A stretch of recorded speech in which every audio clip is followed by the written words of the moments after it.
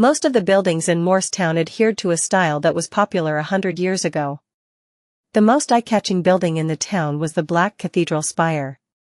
After settling the carriage, Klein and the others quickly finished their lunch of bread, toast, bacon, butter, and coffee. We can still tolerate about 2 hours and 35 minutes of sealed artifact 3-0782's purification. Kenley stood at the door of the church and took out a pocket watch from his suit's pocket. I suggest dealing with the suspected haunting incidents first to prevent the situation from getting worse. Then we can return to the church and take turns watching over the sealed artifact to recover. Under normal circumstances, Sequence 9, 8, and 7 Beyonders had to stay far away from the mutated sun's sacred emblem for 2 hours to recover completely, or at least an hour if they were to make a partial recovery. All right. I have no objections. Klein and Leonard spoke in unison. Then which case should we deal with first? Kenley asked. Leonard wiped away his frivolous attitude and said, let's start with the old man living alone who heard heavy footsteps in his house. Why? Kenley asked instinctively. Klein was also interested to hear an explanation. Could this be the intuition of a poet? He mocked Leonard secretly. Leonard shifted his gaze from Kenley's face to Klein's, then looked at Kenley again. He smiled. Because it's the closest to the church. How did you know that? It's not written in the records. Klein asked. Leonard snickered. Didn't I go to the bathroom during our meal? I came across a trainee priest on my way back and had a conversation. He told me that Noah's house was close to the church. Oh yeah, the old man's name is Noah. He sure lives up to his name as an experienced nighthawk when it comes to performing missions. Klein gave a dry laugh. He turned to Kenley and said, then let's go to Noah's house first. All right. Kenley didn't have any objections. They arrived at Noah's house a mere minute later. Noah was an old man with thinning white hair. He had lost his left hand in a war when he was younger and had no choice but to leave the army. He returned to his hometown after he received his compensation. At that moment, he opened the door and looked at the 3 strangers in front of him before looking at Sire, who was rushing over from the cathedral. He said with a raspy voice, "Come in, I hope that you can solve my problem. I heard that you brought holy water, sacred emblems, a silver dagger, and garlic. This is great, my worries have eased greatly. Please forgive my blabbering, you have to understand the condition of an old man after not being able to sleep peacefully for 2 nights. Oh my goddess, I've been so scared all this time that my head feels like it's in a cloud." Leonard suddenly straightened his back when he entered the house, his eyes surveying the surroundings. After that, Klein felt a cold aura within the room. Those were traces of activity left behind by a ghost. There really was an impure being here. Kenley was the last one to notice as he suppressed his voice. Very weak, Leonard said with a relaxed tone as he retracted his gaze.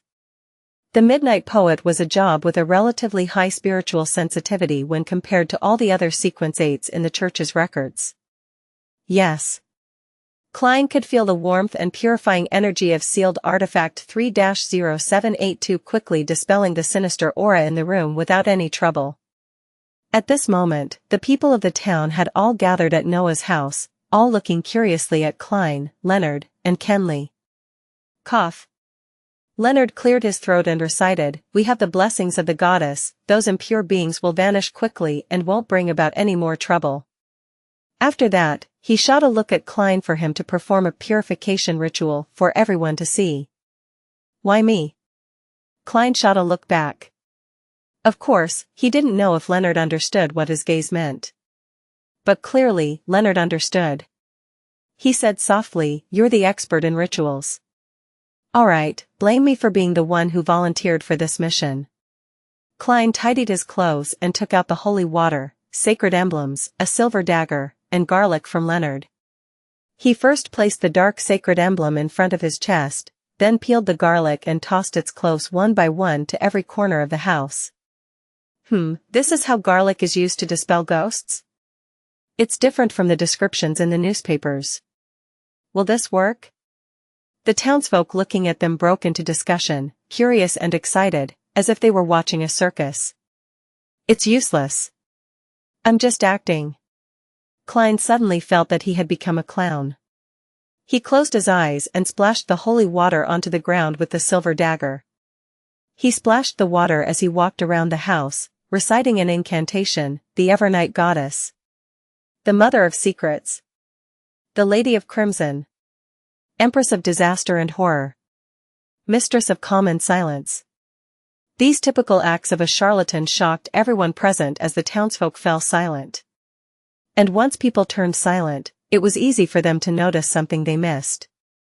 What a warm feeling. It feels like I'm sunbathing. No, I feel like I'm looking at a pure sky. How magical. Is this the effect of the holy water? They sure live up to their names as priests from St. Selena Cathedral.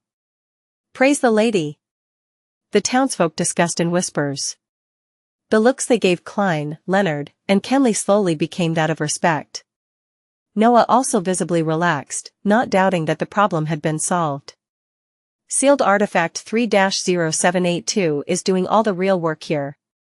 We don't actually need to do anything to chase the ghosts away, all we need to do is stay here for a minute. It's not tiring or troublesome at all. After Klein purified the sinister aura off every corner of the house, he opened his eyes and put away his silver dagger, drawing the shape of the crimson moon in front of his chest with a serious expression. Praise the lady. Praise the lady, the townsfolk replied devoutly. We still have things to deal with, but we need absolute silence. Leonard smiled as he looked around. The townsfolk, after witnessing something so professional, didn't stay.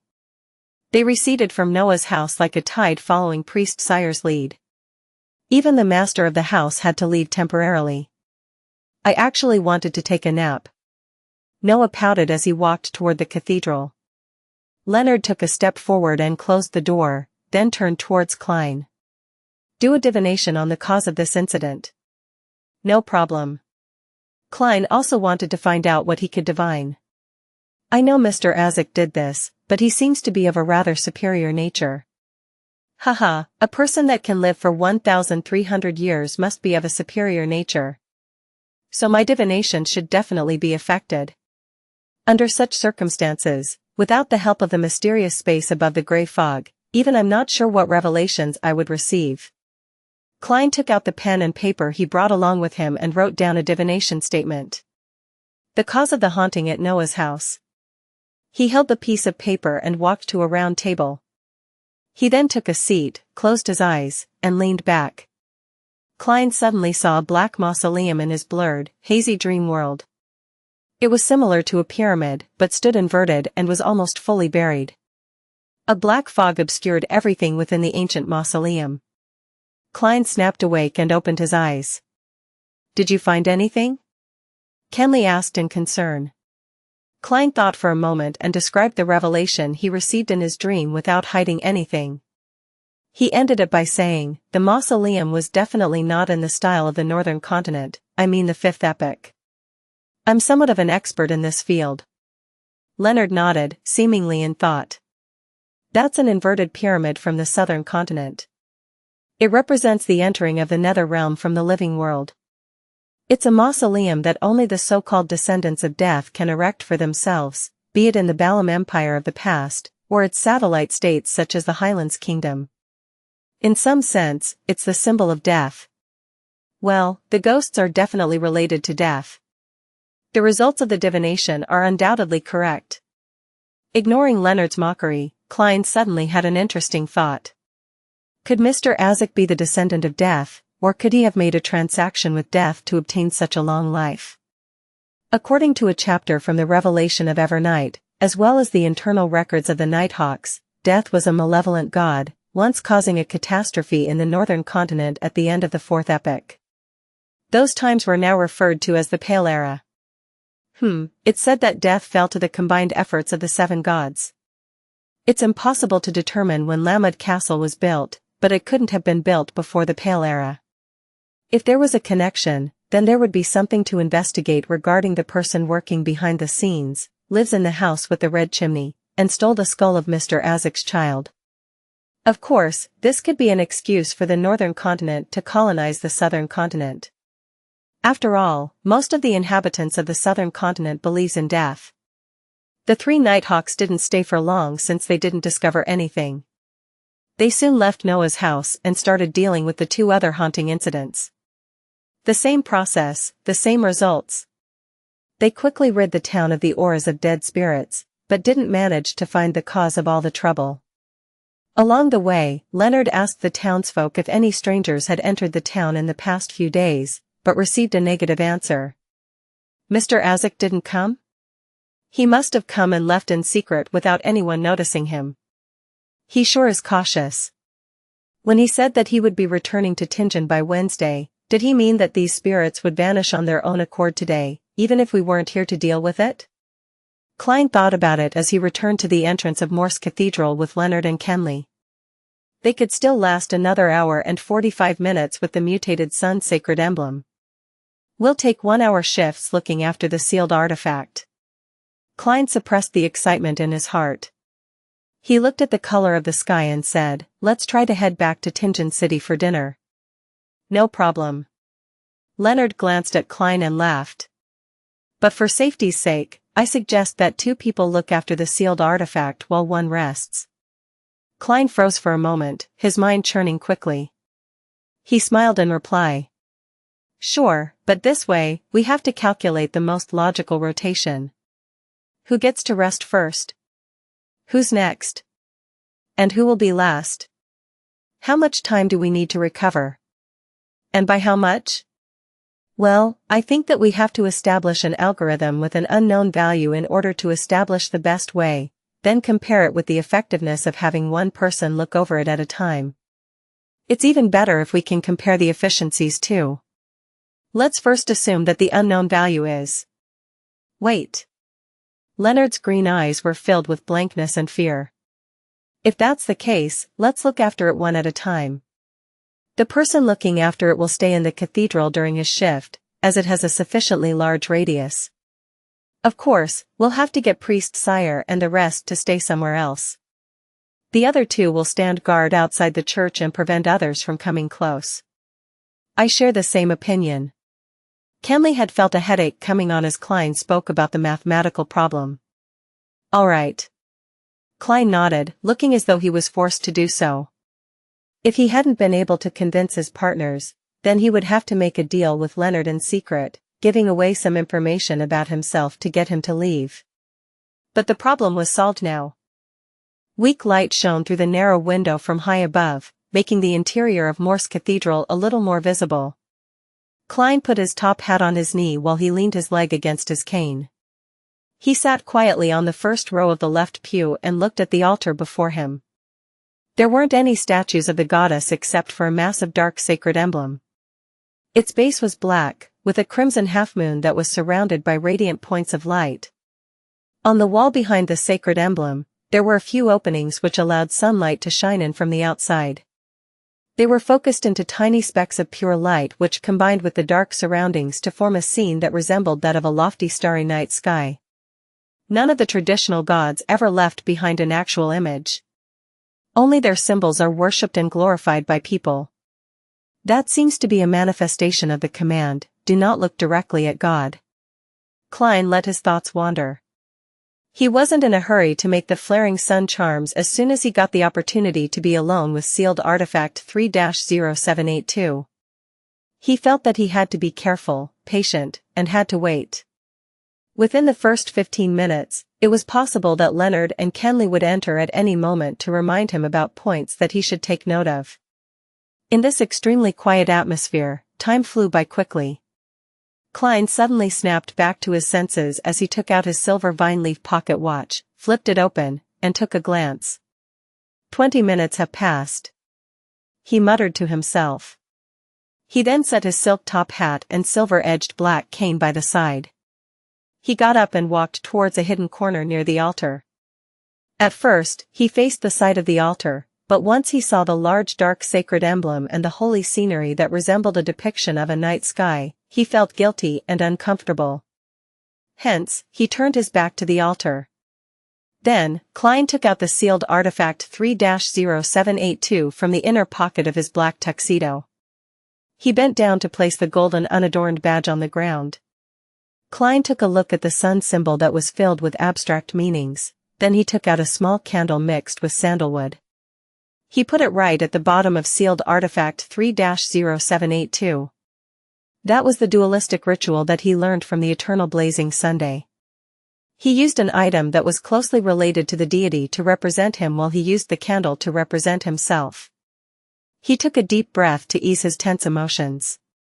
Klein then took out the items required for the ritual, one after another, including a carving knife, 2 thin gold slices, sun essential oil extracted from the combination of black-rimmed sunflower, golden-rimmed sunflower and white-rimmed sunflower, golden hand-fingered citron powder, and also rosemary powder. After that, Klein adeptly used the silver ritual dagger to guide the flow of spirituality. He guided it to flow around the simple altar and created a shapeless sealed wall. He squatted down, placed the silver dagger down, and extended his right hand. He lit up the candle that represented himself by rubbing his spirituality. Under the flickering dim light, Klein picked up the sun essential oil and dripped a drop onto the flame. With a puff, an illusory fog spread out with the slight scent of sunlight. After burning the fingered citron and rosemary powder, Klein held the carving knife and golden slices. He stood up, took a step back, and then recited in Hermes, the blood of the eternal blazing sun. You are the inextinguishable light, the embodiment of order, the god of deeds, the guardian of businesses. Inextinguishable light, embodiment of order, god of deeds, and guardian of businesses were all parts of eternal blazing sun's honorable titles. If there wasn't the prefix of the blood of the eternal blazing sun, the ritual would require the god's response to proceed. If so, Klein suspected that the eternal blazing sun would recognize him as the disrespectful person that looked at him directly. Then, Leonard and Kenley would only find a pile of black ashes when they entered. Plus, the ritual had to be conducted via ancient Hermes, a ritualistic language that stemmed from nature. Only a language without any protection but had outstanding effects could allow an incantation to sidestep around the eternal blazing sun and point towards the mutated sun sacred emblem. At the same time, as he was stealing the power from a deity, Klein had no way to divine if it would be successful ahead of time. He felt that it would result in him directly dealing with the deity again. So, he could only recite the rest of the incantation with a strained heart. I pray to you. I pray for you to give me strength. Give me strength to complete the flaring sun charm. The blood of the eternal blazing sun, please transfer your strength into my charm. O fingered citron, a herb that belongs to the sun, please bestow your powers to my charm. As the incantation neared completion, Klein suddenly felt something light up before him. The simple gold badge radiated with an intense light, as though the sun had descended onto the land. Klein suddenly found himself enveloped in extreme heat. His hair was heating up rapidly and was almost on the brink of igniting. His feet felt like they were stepping barefoot on yellow sand that had been exposed to the midday sun, and his face and body were greeted with the hot wind blowing from every direction. In that instance, he felt that he needed to do something to let the burning energies out. Otherwise, he would turn into a human candle. It required almost zero thought as Klein lifted both his hands. While his thoughts were boiling over like porridge, he relied on the combination of his spirituality and the strong winds, as well as his instincts and ritualistic guidance, to begin etching symbols, corresponding path numbers, magical characteristics, and ancient incantations onto both sides of the gold slices with his carving knife. Outside the church, Leonard was standing in the shadows to hide from coming into contact with direct sunlight.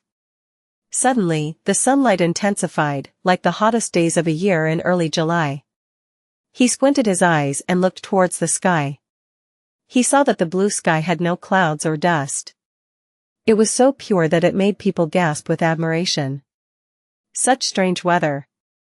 Beside him, Kenley also noticed the changes in the sunlight.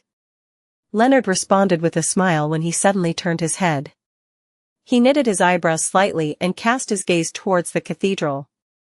Luckily Roseanne isn't here.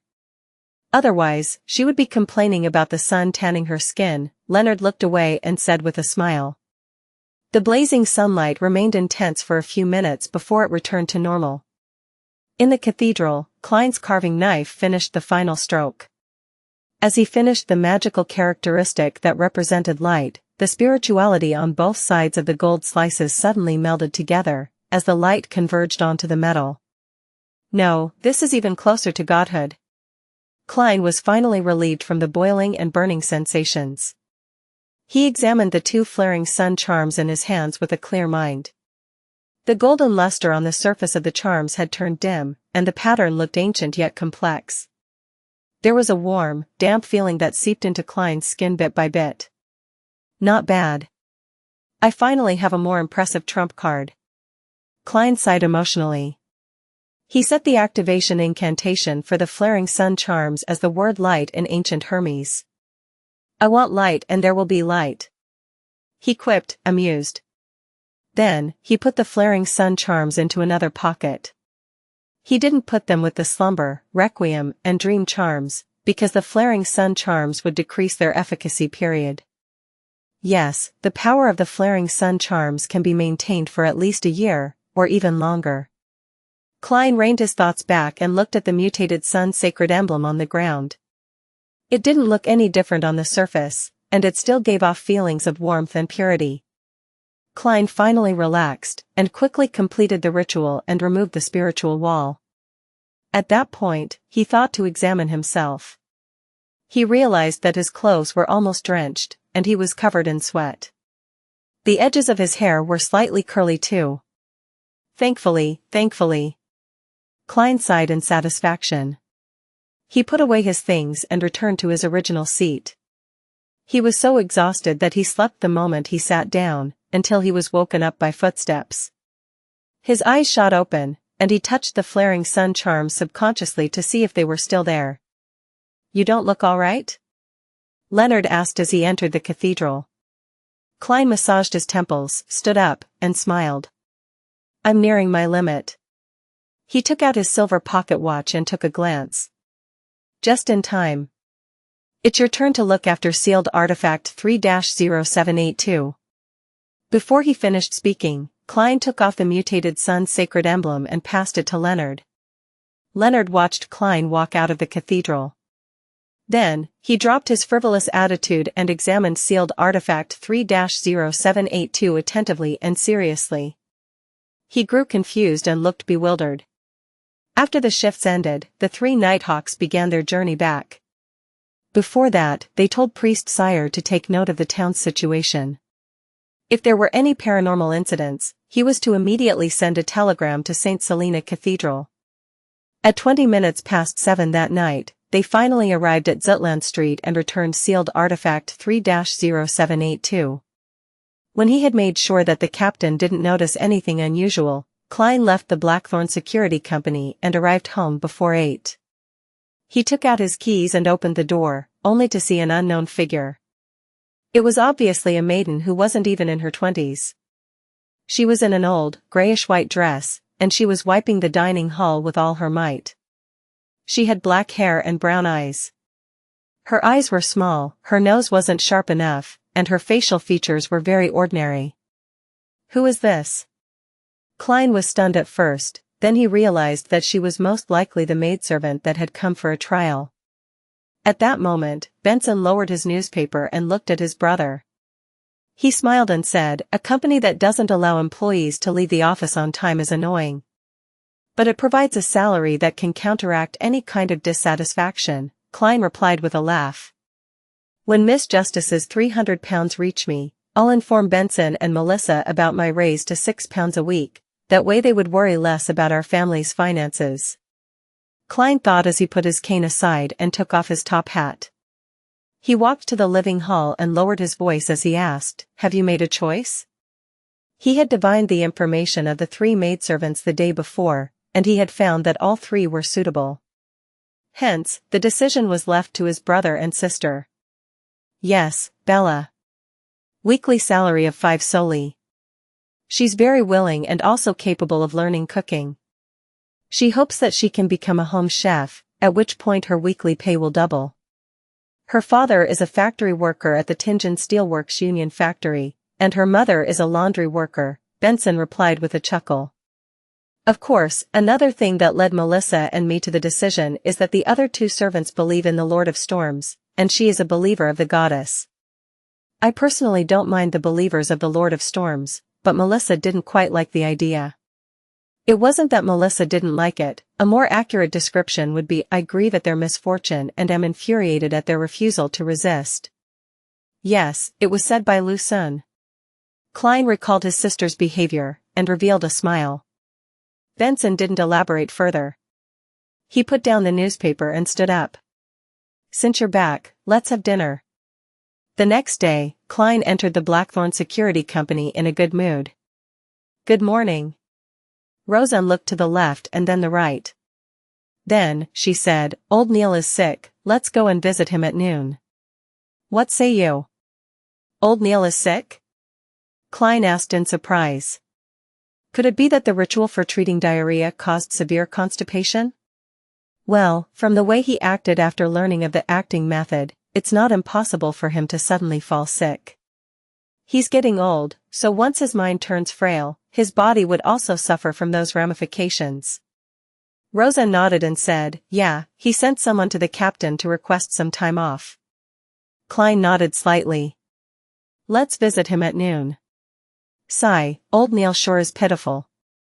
His wife passed away early, and his son is busy in some other city.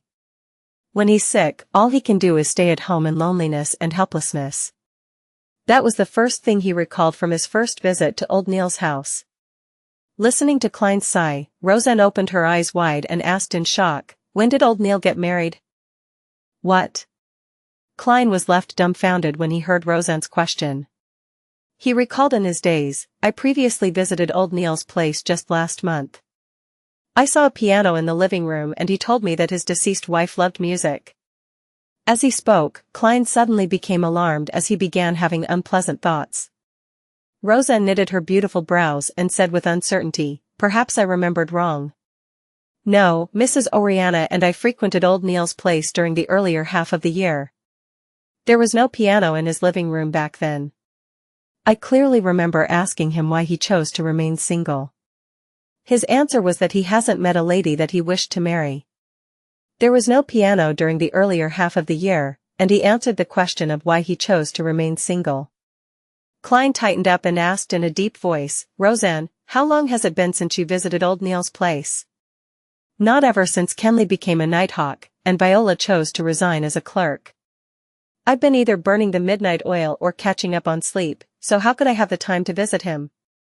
It's been, since the beginning of June. Roseanne became a little lost upon receiving the question, so all she did was answer honestly.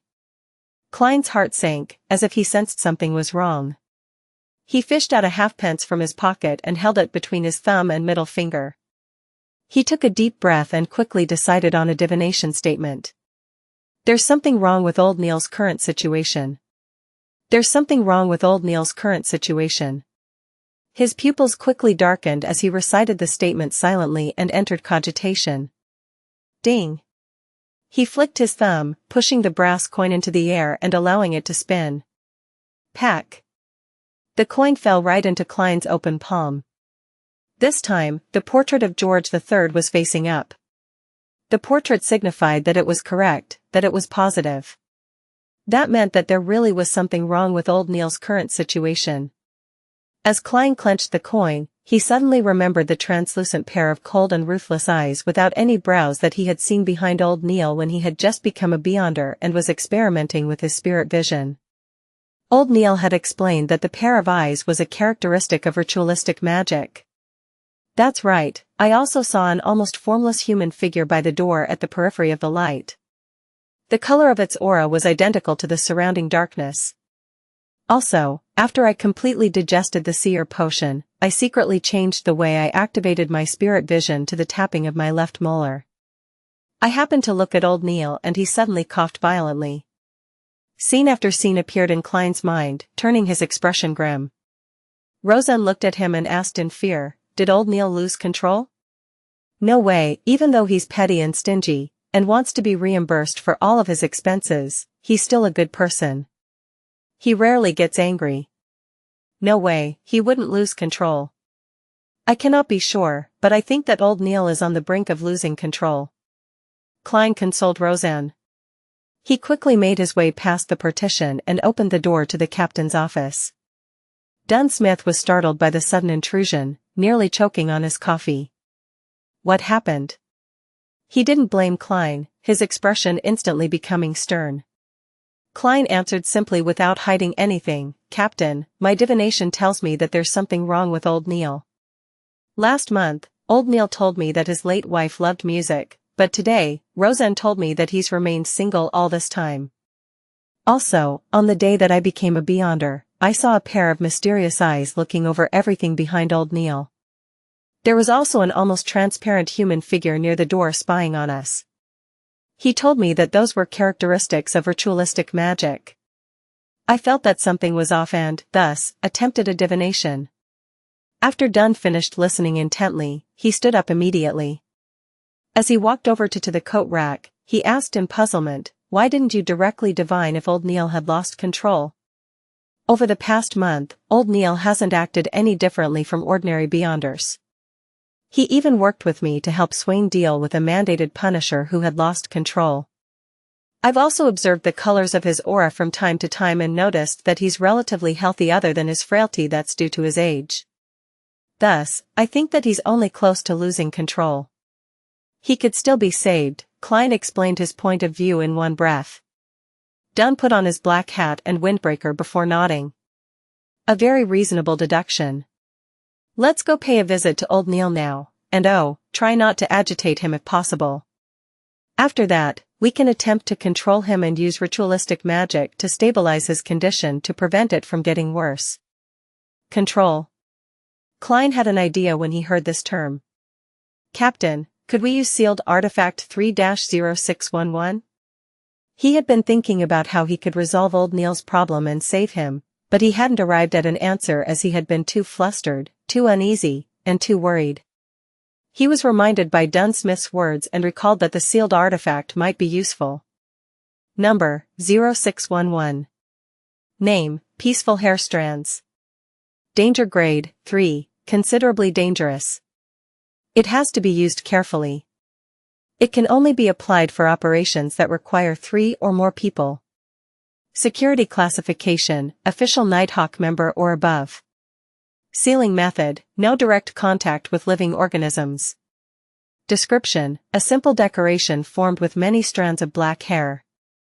As long as contact is made with a living being without any protection, the living being would lose all their desires and emotions, including, but not limited to, hunger, anger, grief, pain, envy, jealousy, hate, joy, satisfaction, greed, etc. It has been ascertained that living beings under 0611's influence will even lose the desire to break contact with it. They will silently stay in their spot until the end of their life. If an external force is used to break contact between the person and 0611, then the person will gradually recover. But experimental data suggests that the prerequisite to this is that the person has not been in contact with the sealed artifact for more than 2 hours. Once the contact lasts for more than 2 hours, the victim would become silent for eternity. The highest sequence tested is sequence 5. You can avoid contact by means such as wearing gloves. The strands of hair aren't equipped with the capability to live. It doesn't have any inclinations of escaping the seal. Appendix, these strands of hair appeared during a failed advancement. It was something left behind when a captain of the Nighthawks failed to advance to sequence 6. The great-eyed Dunn nodded after he heard Klein. Great suggestion, I nearly forgot about 3-0611. Find Royale in the recreation room. I'll retrieve the sealed artifact from Cheney's gate and submit the application after we come back. That's the way, no time to waste. Klein didn't dawdle.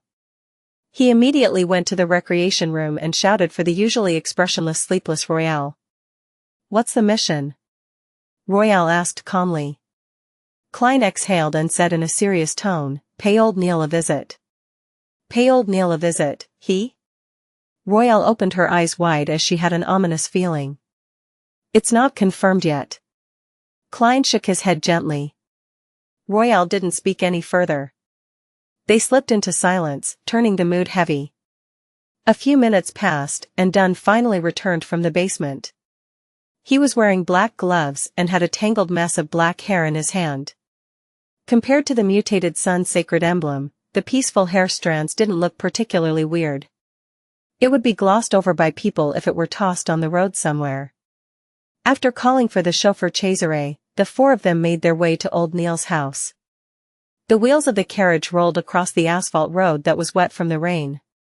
The carriage interior was more silent than the night. It was unknown how much time had passed until Dunn sighed.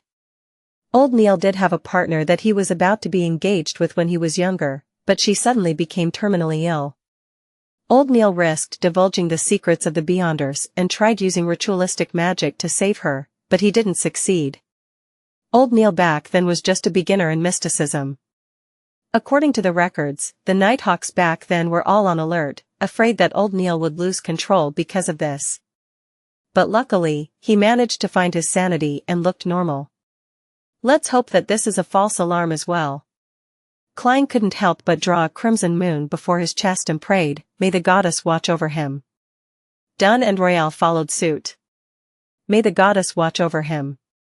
The sky started to turn brighter as the dark clouds receded. The Nighthawks arrived in front of old Neil's bungalow. After getting Cesare to drive the carriage far away, Dunn collected himself and walked towards the main door, cane in one hand and sealed artifact 3-0611 in the other. Klein pressed down his hat as he and Royale followed behind the captain. They made their way past the rose and gold mint garden. When they reached the door, Klein took a step forward and pulled on the rope connected to the bell within the building. Clink!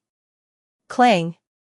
A pleasant chime resounded in the house as it broke the heavy silence. Clink!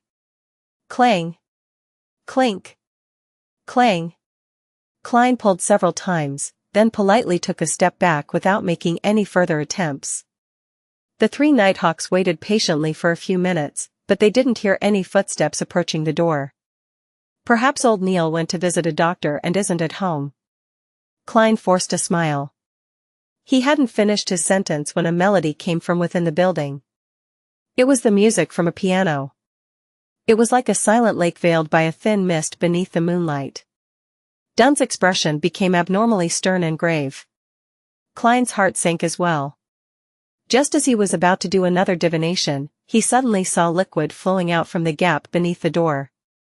The stream of liquid was transparent and pure at first, before it became dyed crimson, a crimson similar to that of blood. It was an intensely dark crimson red. The color of fresh blood was reflected in Klein's eyes as they intently locked onto the flowing liquid. Just then, there was a light cough from within the house. Old Neil spoke with a raspy voice, "Dunn, why are you here?" Dunn's gray eyes were extremely deep. His mellow voice replied calmly, "I heard that you're sick, so we came to visit." There was a sudden silence in the house. A few seconds later, old Neil roared in anger and terror, "No! You're lying!" Without waiting for Klein and company to say a word, his tone suddenly became weak. "Yes, I know my condition isn't quite right. Old Neil." Klein closed his eyes, but the bloody liquid that was seeping through the gap of the door didn't cease. Then, old Neil raised his voice and said, "All this time, I've never hurt anyone, nor have I thought of hurting anyone. I never betrayed the secrets of the Nighthawks, even one. At the most, I've made claims for undeserving expenses. I really haven't committed any evil." "Klein!" He suddenly shouted like he usually did. "I told you about the maxim of the mystery priors, do as you wish, but do no harm. I still live by this saying. I'd rather be patient, I'd rather endure than do things that will harm others." With that said, he pleaded sincerely, in fear, "Dunn, Royale, Klein, go back. Go back. Wait till tomorrow, by tomorrow, I'll be back to normal. I swear to the goddess, I wouldn't harm anyone." "Really?" Dunn closed his eyes and asked extremely gently, "What do you plan on doing? What have you been trying to do all this while?" "Me? Old Neil was confused at first before he described with a tone filled with hope, I'm trying to resurrect Celeste. Done, I found a way, I'm on the right track. You should have heard about it. Back then, I made a mistake during the ritualistic magic to treat her illness, so I failed. I failed to save her. I now know it was because I had yet to master mysticism. But now, I have enough knowledge and experience to complete everything. It's regrettable that I wasn't inspired by the maxim of the mystery priors and Daly's example. I missed the best opportunity. If I was a high-sequence beyonder, all of this would become extremely easy. As he spoke, Old Neil's voice sounded tearful. No, I cannot give up again. Done, go back. Go back, please. I beg of you. Klein clenched his teeth as he heard the captain ask emotionally, how do you plan on resurrecting Celeste? Old Neil instantly became very excited. I'll use the alchemical life method to create an immortal body for her. Done, you might not know of it, but Sequence 4 Beyonders from the Church of Mother Earth are good at this. The corresponding sequence in the Savant pathway can barely do it as well. Yes, I will complete it with the aid of God's favor. Then, I'll summon her spirit from the spirit world and pray for God's help to combine her spirit and body together. Isn't it a great idea? Dunn lifted the corner of his lips forcefully and said, yes, it's a great idea. Old Neil, let us in. Perhaps we can help you. Dunn, are you still not willing to let me off the hook? Old Neil pleaded, go back, just go back. I'll return to normal tomorrow, really. Dunn, I swear I'll never steal your coffee beans again. Klein, Royale, I swear I won't make you help me with my undeserved claims. Really? In Klein's and Royale's blurry vision, Dunn lowered his head before lifting it up again. Old Neil, you're misunderstanding something. We're here to visit you. You are our teammate. You're sick, and you aren't well. We definitely needed to visit you. Open the door. Let us see you so that we can be certain. If you're really okay, we'll return immediately. As you know, there are especially many missions recently. We have to monitor the asylum while we take care of various other sudden incidents. Old Neil hesitated for a moment before saying, there's really nothing serious about my condition, really. I'll recover by tomorrow. The bloody water that flowed out through the gap under the door went down the stairs, towards the stone path, and onto the garden's soil. Old Neil, we've known each other for about 15 years now, right? We've worked on countless missions together. I'm really concerned and worried about you. I have to see you with my own eyes before I'll be at ease, Dunn said gently. All right, Old Neil pouted. There's really nothing wrong with me. With a creak, the door opened slowly. Klein quickly wiped his eyes and allowed his sight to return to normal. Then, he saw that the carpet in the lobby was red and sticky, covered in blood and hair. He looked forward and up, only to realize that the living room's floor, ceiling, round table, piano, and chairs were all covered in the same disgusting, sticky and hairy liquid. Old Neil's head hung in the air, connected to the ceiling by a thick liquid. His forehead and cheeks each had a pair of eyes. They were cold and ruthless eyes with no eyelashes. The piano's keys were dancing on their own, playing a melodious tune. Dunn, look. I'm really okay, Old Neil said with a radiant smile. Royale, Klein, you think so too, right? The moment he opened his mouth, Klein saw the same thick, hairy, and bloody liquid flowing inside it. Dunn's gray eyes shimmered as he chatted like everything was normal. Old Neil, where did you learn the alchemical life and resurrection ritual from? Old Neil replied excitedly, I heard it. I tried the first part, and confirmed its authenticity. It's a gift from God. He kept describing it in my ears. He kept describing, he is. Old Neil's voice came to a halt. More than 10 seconds later, he continued in fear and at an apparent loss, he is the hidden sage. The hidden sage? Isn't that the non-anthropomorphic god that the Moses ascetic order believes in? The god that was resurrected, bringing about evil and corruption. The Moses ascetic order has the complete mystery prior sequence. Klein's heart stirred as many thoughts came to him. Upon mentioning the hidden sage, old Neil seemed to finally awaken. He looked around vacantly and observed everything. In the indescribable silence, his 6 eyes looked towards Dunn, and he said with a bitter smile, "So it turns out that I've already become a monster." Without waiting for Dunn and the others to reply, old Neil suddenly revealed a smile, one of groveling, fear, and cowardice. "Let me go. I'll go deep into the mountains and won't appear again. I'll never harm anyone. I'll only attempt my ritual quietly, really. Let me go, please. I beg of you." Just then, Klein felt something illusory shatter before his eyes. Then, old Neil's 4 cold-looking lashless eyes flashed with a dark glow and locked onto Dunn. His expression suddenly turned cold. "You're pulling me into a dream." "No, it's useless. My eyes can see through all of that."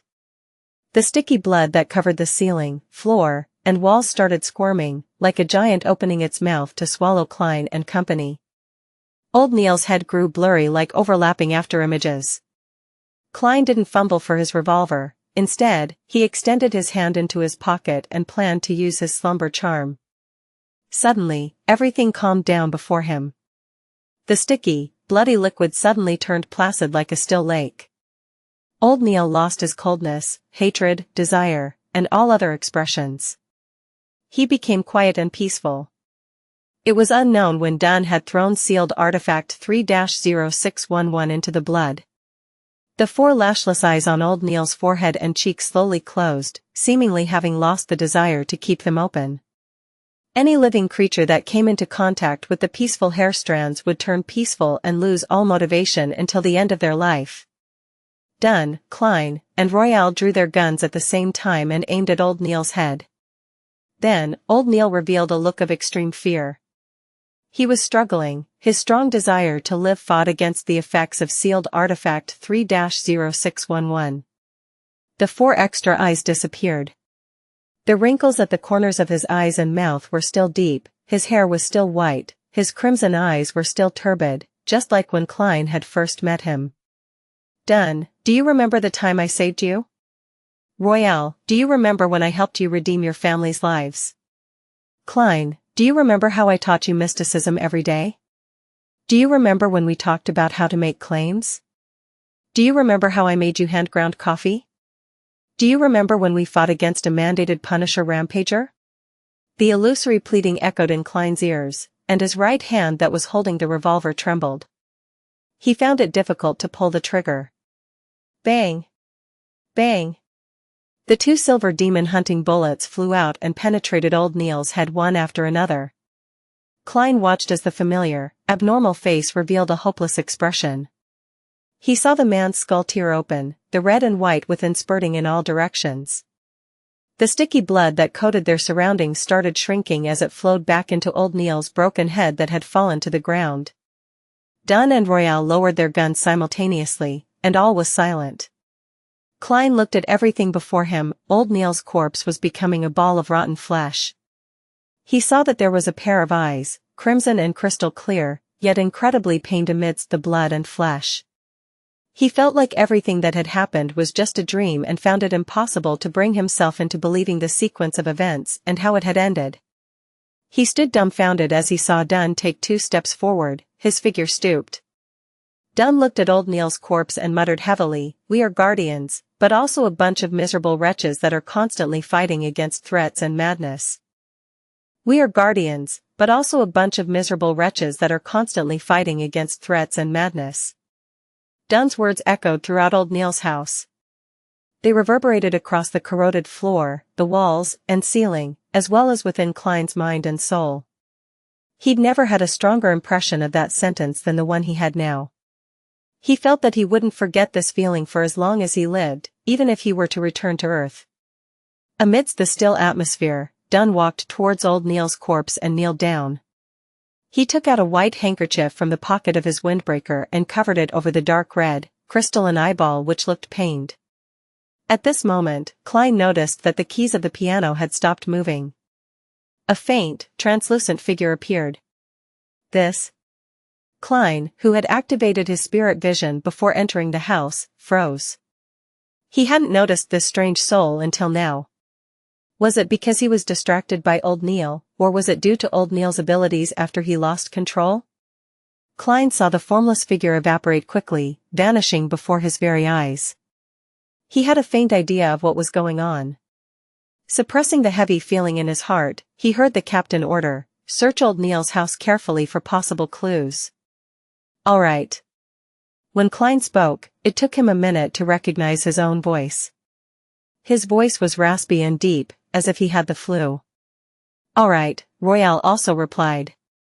The condition of her voice is about the same as mine. It's like our nostrils are blocked.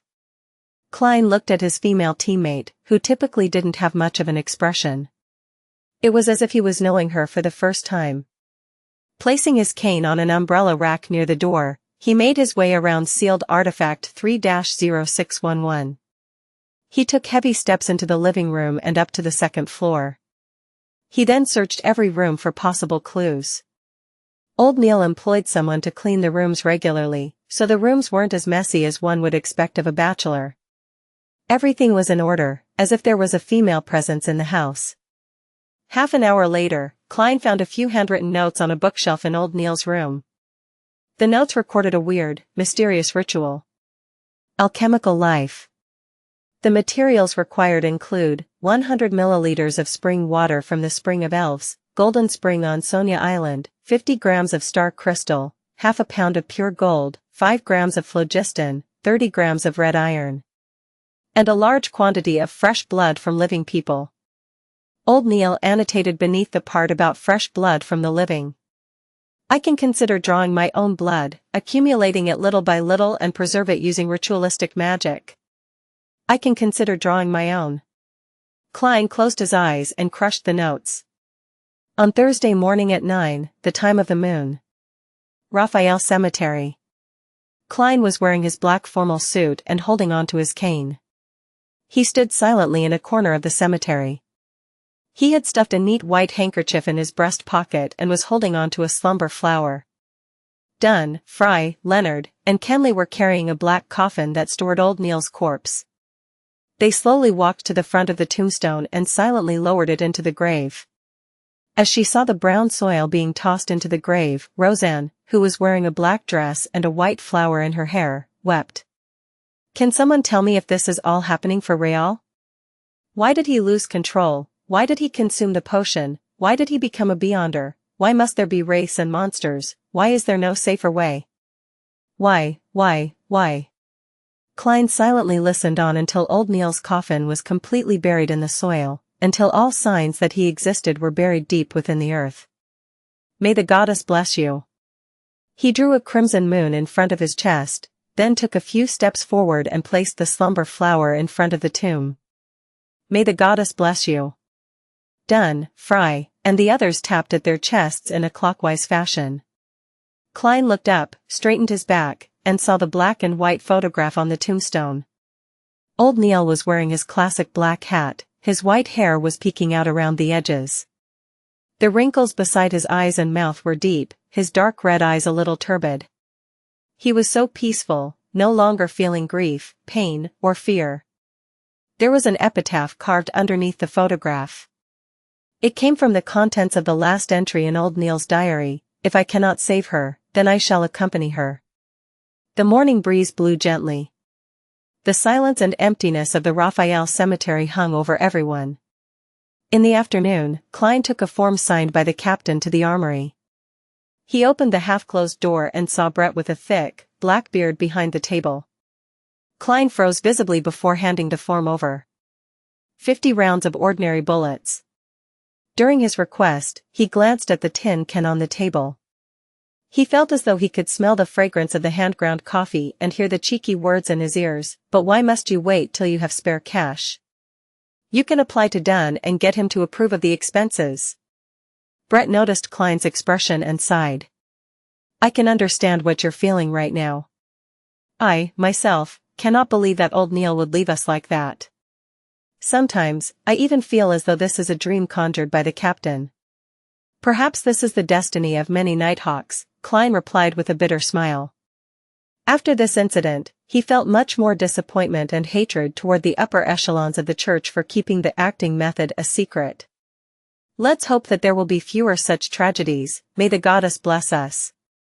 Brett drew a crimson moon in front of his chest. He took the application form and walked into the armory. Bang! Bang! Bang! The smell of gunpowder filled the air. Klein vented his frustrations onto the target he was shooting at, until he finished shooting the bullets that he had requested. He then collected himself and took a public carriage to Gawain's house. He completed sets upon sets of exercises, as if he was torturing himself, until Gawain told him to stop. Combat practice isn't there for you to harm yourself. Gawain looked at Klein with his turbid green eyes. I'm sorry, teacher. I'm a little down today. Klein exhaled and attempted to explain. What happened? Gawain asked without a ripple of emotion. Klein thought for a moment, then gave a simple reply, a friend of mine passed away suddenly. Gawain was silent for a few seconds. He stroked his blonde mustache and said with a fleeting voice, I once lost 325 friends in the span of 5 minutes, amongst them were 10 that I could trust with my life. Klein sighed in realization. That is the cruelty of war. Gawain shot a glance at him and let out a self-deprecating laugh. The cruelest thing of all is the fact that I can never exact revenge for them. I can never fulfill their dreams, and the answer eludes me forever. As for you, you still have such a chance. Even though I don't exactly know what happened, I know that you're still young. You still have many opportunities. Klein was silent for a moment. He took in a breath and collected himself. Thank you, teacher. Gawain nodded and said without any expression, take a 10-minute break, then do 10 more sets of the exercises you were doing just now. Klein was momentarily unsure what expression he should show. Friday morning, in the recreation room of the Nighthawks. Klein, Sikatron, and Fry were seated around the round table, but they weren't playing cards. One of them was flipping through newspapers, the other was looking out the oriel windows in a daze, and the last was holding on to a pen, wanting to write something but failing to do so. The room was quiet. No one spoke, and no one joked around. The atmosphere was heavy. Phew. Klein exhaled. He lowered his newspaper and planned to focus on reading the materials he had found. At that moment, Dunsmith knocked and entered the room. He looked around before saying, Klein, come out for a moment. What happened? Klein, who had a premonition of what was happening, stood up and made his way out of the recreation room. Dunn stood at the entrance of the stairway leading to the basement. He turned and looked at Klein. The person that the Holy Cathedral sent is here. The person examining me is here? Klein's nerves tensed. There was a cold breeze blowing from the basement, providing a hint of relief for Klein's tense emotions. It's finally here. Once I pass this stage, I won't have to worry about being examined like this for at least half a year. Once I advance to Sequence 8 and become a so-called clown, I'll possess actual combat strength. With the aid of divination and my flaring sun charms for backup, I'll have a chance of surviving even more relatively dangerous situations. Since I was waiting for the Holy Cathedral's examination, I haven't even dared to withdraw the £300 that Miss Justice transferred to the anonymous account. Just in case they audit my financial situation and find out that I'm in possession of a large sum of money from an unknown source. Just as Klein's thoughts flashed through his mind uncontrollably, Dunsmith smoothed his sleeve and said in a low voice, the person in charge of the examination is one of the 9 high-ranking deacons of the Nighthawks, Crestet Sesamir. The Holy Cathedral attaches great importance to you. A high-ranking deacon? Klein blurted in surprise. In general terms, the 13 archbishops and 9 high-ranking deacons made up the upper echelons of the church. It was said that there was no lack of high-sequence beyonders among them. The 22 ladies and gentlemen were all equal in terms of their rankings. They only followed the orders of the Evernight goddess, and they were only answerable to the Pope. Dunn took a whiff of the cold wind from the basement before nodding faintly. Yes, he's a high-ranking deacon. But you don't have to be nervous. Crestet is only a sequence 5 and has yet to enter a demigod state. So, you don't have to be too afraid or reverent. Oh, his title in the Beyonder world is the Goddess's Sword. As he possesses a holy item, his combat strength is similar to a newly advanced sequence 4 Beyonder. I just chatted with him. He was very friendly. If I read between the lines, Captain is telling me that he only said what was necessary. He doesn't want me to be nervous and go according to the plan. Klein nodded thoughtfully and asked, where should I meet the high-ranking deacon? The alchemy room where we concoct potions, Dunn replied simply, as a hint of gloominess flashed across his face. The alchemy room where we concoct potions? The laboratory where old Neil made my seer potion? Klein slowly let out a breath and returned to the Nighthawk's recreation room and took his outerwear from the clothes rack. He put on the black windbreaker, placed his hands into his pockets, and walked down the winding stairs that connected to the basement. Then, he took a left turn at the cross junction. Very quickly, Klein saw a secret door under the light of the elegant gas lamps that lined the walls. He saw that the long tables in the room had been moved aside to open up a large space in the center of the room. There were 2 classic high-back chairs facing each other with less than a meter in between them. There was a man in his 30s wearing a black windbreaker and a white shirt seated on the chair that was facing the door. His golden brown hair was cut very short, and his blackish-green eyes were as dark as a forest on a moonless night. The collars of his shirt and windbreaker were put up, and his entire chin was hidden within the shadows. "Hello, Your Grace." Klein bowed. Crestet Casimir had his right leg crossed over his left as he leisurely leaned back into his chair. He smiled and replied, "Hello, Klein. You may sit over there." He pointed at the high-backed chair opposite him. By the side of his leg was a suitcase made of silver. It was about the size of a violin case. It can carry a sword with an appropriate length. Klein walked forward and sat at his appointed seat. Crestet rested his right index finger on his upper lip as he thought for a few seconds. "I plan to first examine how well you've mastered your potion. That's not a problem, right?" "Not at all." Klein shook his head with utmost confidence. "Very confident." Crestet smiled but maintained his previous posture. All he did was intently watch Klein. Klein suddenly felt the light from the surrounding gas lamps vanish, as though they were swallowed by the rich darkness. He suddenly became exhausted, as though his biological clock had struck the time for sleep. But, his mind was extremely tense, making it impossible to relax. It was just like when he was unable to sleep peacefully due to overexhaustion. The silent night filled his surroundings as Klein heard the noise of dripping water from a tap that wasn't closed properly. Then, he heard the conversations in the Blackthorn Security Company and the movement of the wind blowing through the stairway. Besides that, he didn't see anything that he shouldn't see, nor did he hear any noises that he shouldn't be able to hear.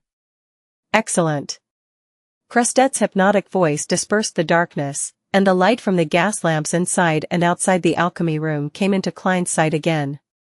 Klein suddenly shook off his exhaustion and returned to his previous energetic self. He affected me without me realizing it. Is that what a Sequence 5 Beyonder is capable of? This is the horror of a high-ranking deacon? He recalled what had happened and felt a little frightened. Crestet Casimir clasped his hands and put them on his knees. He bent down slightly, and his lips were blocked by his collar. You passed the test. You achieved a level beyond outstanding in the mastery of your potion. I'll need to observe to see if there are any hidden dangers in your mind, to make sure that the potion's remaining spirit hasn't changed your character subconsciously or left some problems behind. You have 3 minutes to prepare. Klein immediately nodded and said, all right. He secretly took a breath and allowed himself to enter cogitation to remove various negative thoughts. Crestet didn't speak again. He took out a silver pocket watch from the inner pocket of his black windbreaker and flipped it open. Then, he attentively watched the second hand move. 3 minutes later, Crestet closed his pocket watch and said with a smile, I'll begin singing. Singing? Klein wore a look of confusion. Before Klein could reply, Crestet started humming a lovely melody. The melody reverberated in the alchemy room and gradually lost its harmony and went out of tune. Squeak. Scratch. Zing.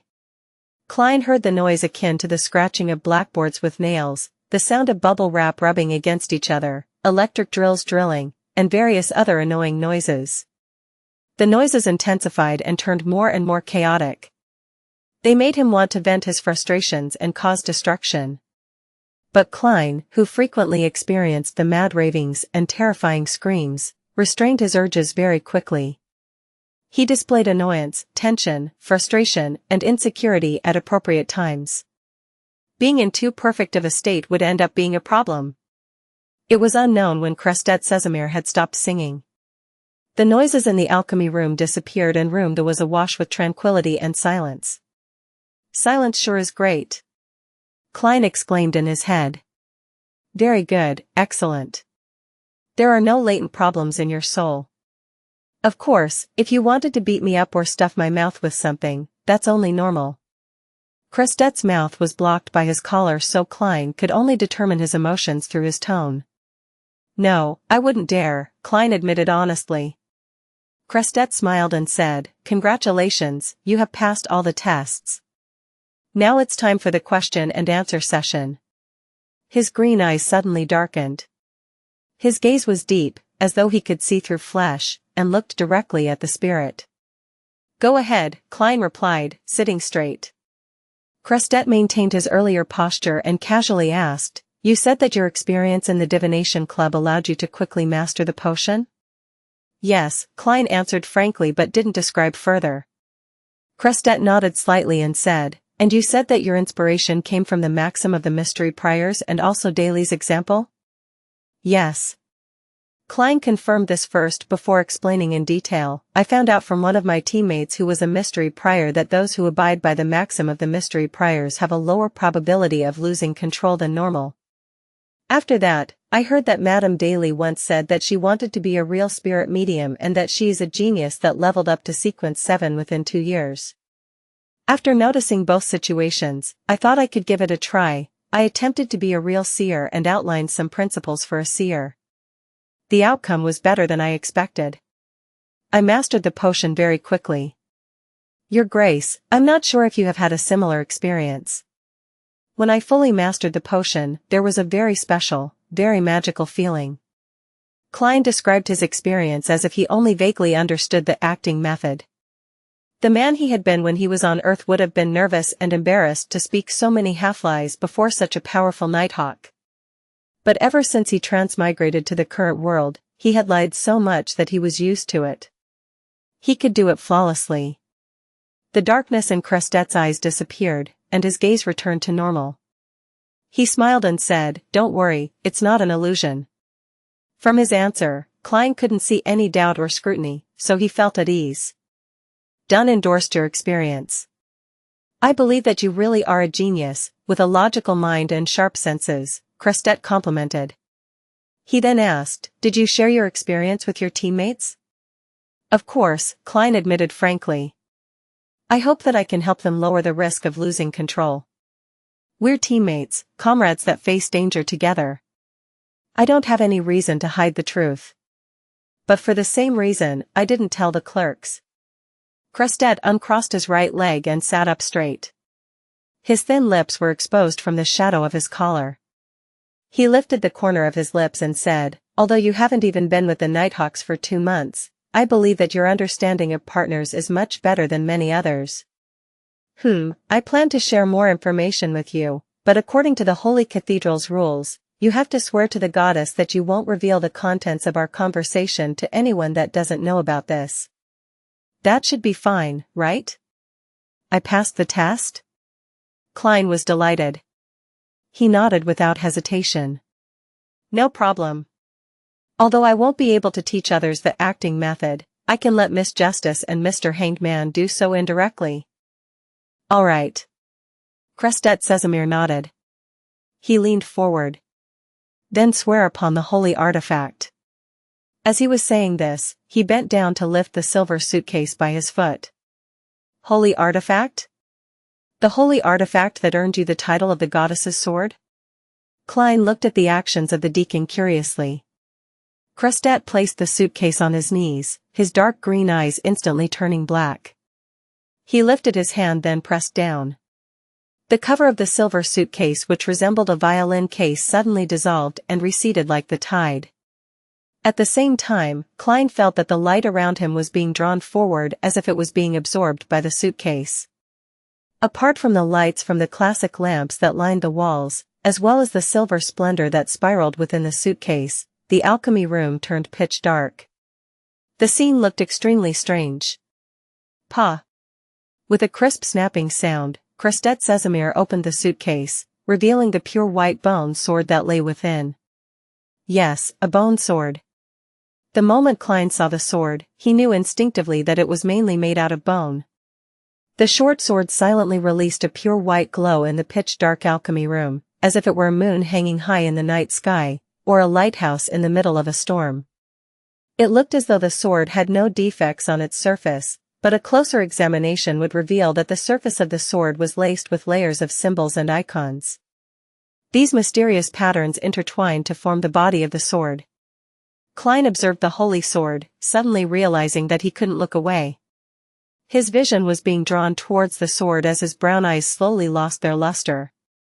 Crestet lifted the suitcase, moving the sword away from its original position. Klein instantly snapped out of his trance and finally freed himself from the nightmare he couldn't escape before. He cast his gaze to the side and asked gravely, "Your Grace, do you need me to put my hand on the holy sword?" "Yes, come over." Crestet's voice was melodious as if he was singing a lullaby. Klein stood up, still looking to the side as he took small steps forward. As it was dark, he couldn't see where the legs of the deacon were, nor his old leather boots. "Stop," Crestet spoke calmly. Klein immediately halted and stood on the spot. He took a quick glance at the pure white bone sword through the corner of his eyes before retracting his gaze again, in fear. With that mere glance, he bent down and extended his right hand, accurately placing it atop the holy sword. A cold feeling swept through his skin and into his mind. The distracting thoughts and feelings of worry instantly eased, as if he was sitting on a roof in a noisy village, smelling the scent of the harvest and admiring the starry night sky. "Recite after me," Crestet said solemnly. "All right." Klein nodded. He then heard the deacon speak in Hermes. "O ever-night goddess, nobler than the stars and more eternal than eternity. I swear to you in my real name and my spirituality. I, Klein, will never reveal the details of the acting method to those who do not know of it from this moment forth. If I go against this, I shall accept any punishment you deem fit. Please witness my oath." Klein collected himself and made the oath in Hermes, following Deacon Casimir's lead. He had the faint feeling that a connection has been established between him and a faraway being through the pure white bone sword. After retracting his right hand, he drew a crimson moon on his chest. "Praise the lady! Praise the lady!" Crestet smiled and bowed in response. Immediately, he closed the cover of the suitcase and pressed down heavily with his right hand. The darkness was instantly lit up as the light from the lamp once again filled the entire room. Klein noticed that the black eyes of Deacon Casimir had regained their usual blackish green. He made his way back to his chair and frowned. He asked in puzzlement, "Acting method?" Crestet cleared his throat. Without answering the question directly, he instead smiled and said, "You might feel a little confused and not understand what I'm about to tell you, but I cannot explain why that is so, for that involves the secrets of the church. You will only have the right to know after you become an archbishop or a high-ranking deacon." Klein looked at Casimir and added inwardly before Casimir could say it. "You will only be permitted to know after you become a core member of the church, such as an archbishop or a high-ranking deacon," Crestet emphasized. Klein nodded sternly. Crestet placed the silver suitcase back beside his foot and crossed his legs. In the long history of time, the church has had generations upon generations of genius beyonders slowly figuring out a way to avoid losing control. And the core to this method is the name of the potion. It's not only critical, it's also the key. After looking at Klein's thoughtful expression, Crestet continued, "We have realized that the names of the potions all point to a certain group, and this group has their own approach and operates in unique ways. In simpler terms, there are a set of rules that come with the name of the potion, different rules for different potions. When we follow these rules strictly, the risk of losing control is reduced to a minimum. Similar to my set of seer principles? Klein took the opportunity to ask. This explanation isn't as simple or understandable as the one I gave to Justice and Hanged Man. Klein silently criticized. Yes. Crestet gave an affirmative answer. When we follow the rules of the potion, we become more and more like the group described by the name of the potion. In other words, we are acting as the job that the name of the potion points us toward. That is the acting method. You must remember, the spirituality of every individual is special, unique. Even though the core rules must be followed by the people who consume the same potion, there are always certain variations to the rules that are unique to the individual. Thus, the experiences of others can only serve as a guide. That is a point that I didn't realize. Klein said sincerely, "Thank you for informing me. I will remember that." Crestet laughed. These are the experiences accumulated over the generations. After using the acting method, we not only gain mastery over the potion, we're also digesting it, just as we would our food. When you truly digest the potion, you will feel a unique, mysterious sensation, understood? I understand. Digestion, this term is very appropriate. Klein pretended to be deep in thought. After Crestet explained the method in more detail, Klein weighed his words as he asked, "Your Grace, since the name of the potion is not only the core, but also the key, then how did the first Beyonders obtain them?" I heard that it was recorded on the blasphemy slate? Yes, that is correct, Crestet replied frankly. But the blasphemy slate was inscribed with the ancient names. The names of the potions which we use today were derived in part from divine revelations. Some were also consolidated by the experiences of the Beyonders themselves. Klein nodded slowly. He pursed his lips and asked, "Your Grace, since the acting method is so effective, why wouldn't the Church tell every Nighthawk about it?" I have said that it is a secret of the Church. You will understand the reason behind it once you become an archbishop or a high-ranking deacon, Crestet answered, unfazed. All right, return upstairs and tell the rest of the Nighthawks to come down one at a time. I have to carry out the final step of the examination. That's to keep Fry and the others from divulging the acting method? Klein thought as he stood up, he then bade farewell, following the Nighthawk's etiquette.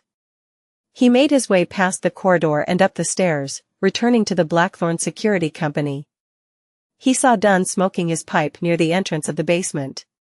With a smile, Klein took the initiative to say, "There shouldn't be any more problems. His Grace wants me to inform Fry and the others to head down for a conversation with him."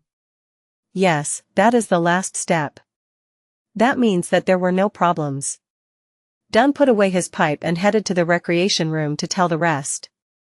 As he watched Fry and Sika enter the basement, Klein suddenly recalled something. He said in a hurry, "Captain, are we going to have to get Royale who's guarding over Cheney's gate, and Leonard who's watching over the asylum? Oh, and Kenley, who's on break?" Dunn froze and pinched his forehead. "I forgot." He paused for a moment, then chortled. "But the matter shouldn't be too complicated. One of the advantages of having a high-ranking deacon examine you is that there's no need to send a telegraph to the Holy Cathedral, or engage in a cumbersome exchange of letters. He can make the decision on the spot and hand the formula to the clown potion as well as the main ingredients to you. That's not too bad." Klein couldn't contain his excitement. An hour and a half passed. As Kenley walked out of the alchemy room, his expression full of puzzlement, Klein was once again called downstairs.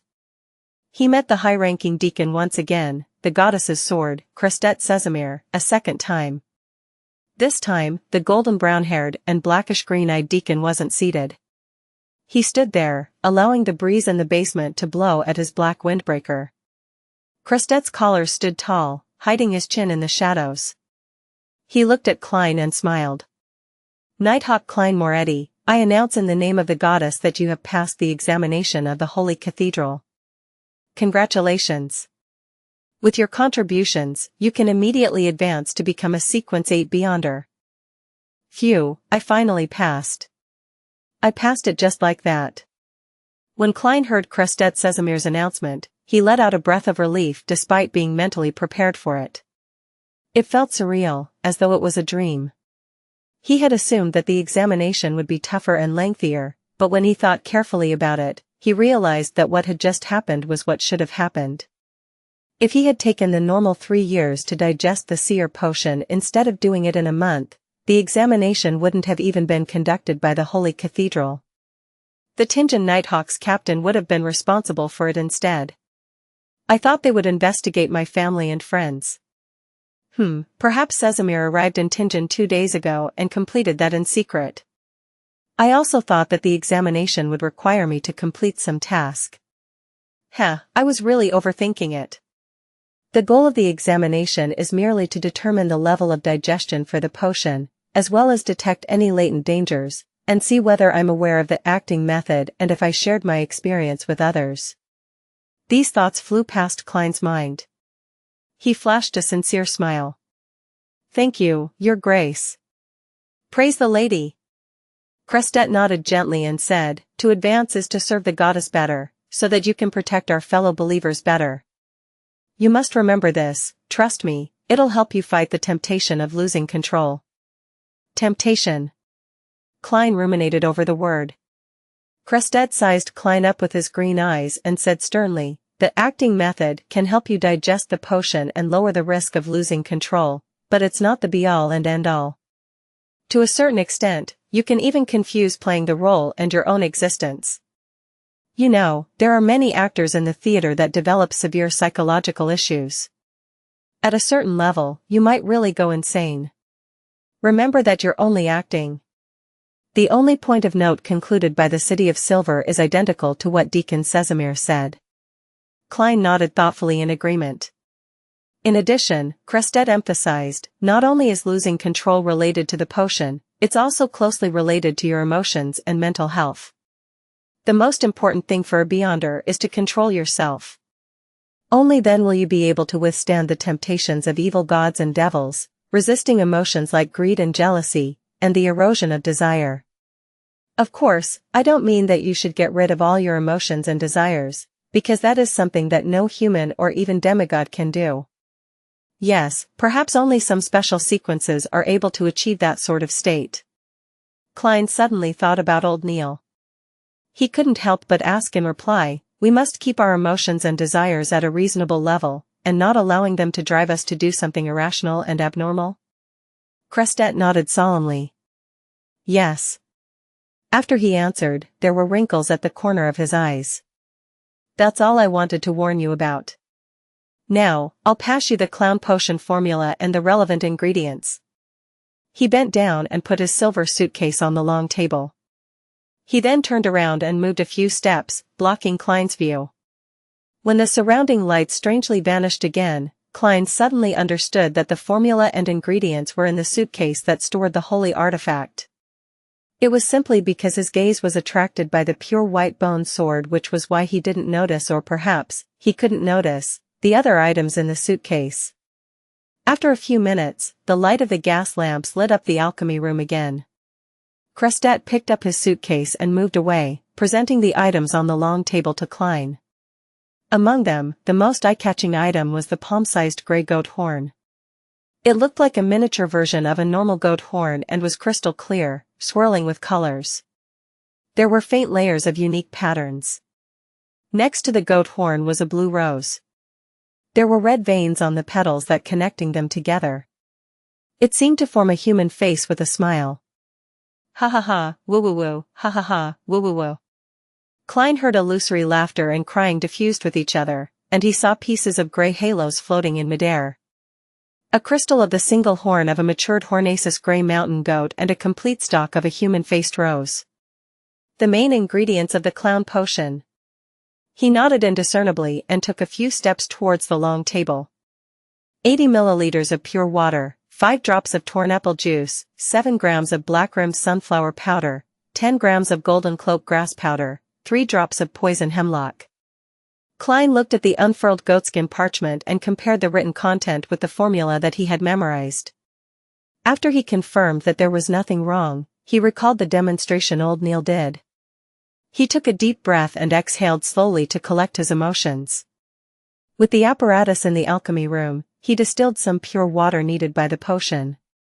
In the potion formula, pure water referred to water that was distilled over and over again. Then, he washed a black metal pot and threw in the supplementary ingredients one after another. He was as skillful as back when he had done chemistry experiments in high school. As the Beyonder ingredients hadn't catalyzed just yet, he didn't see any obvious changes in the liquid in the metal pot. At most, he only saw powder floating on the surface of the liquid. When he was done with the preparations, Klein cast his gaze at the two main ingredients and gratefully thought, "There's no description of the exact size or weight of the required Grey Mountain Goat's single horn crystal or the human-faced rose. Perhaps a whole horn and a complete rose have no differences, regardless of their weight, allowing them to meet the requirements. Yes, in the world of mysterious Beyonders, this is definitely possible. If so, I don't have to worry about putting in excessive amounts of the main ingredients." After a few seconds, Klein picked up the human-faced rose and threw it into the metal pot. When the strange flower touched the liquid, it immediately produced a sizzling sound. The surrounding illusory laughter became shrill. Ha ha ha, ha ha ha. Klein didn't delay any further as he immediately grabbed the crystalline mountain goat horn and threw it into the metal pot. Poof. The terrifying laughter disappeared all of a sudden, and the surrounding gray halos slowly converged into the metal pot. Klein lowered his head and saw the liquid in the pot was colored in a mix of gold, yellow, and red. However, the three colors remained extremely distinct at their boundaries.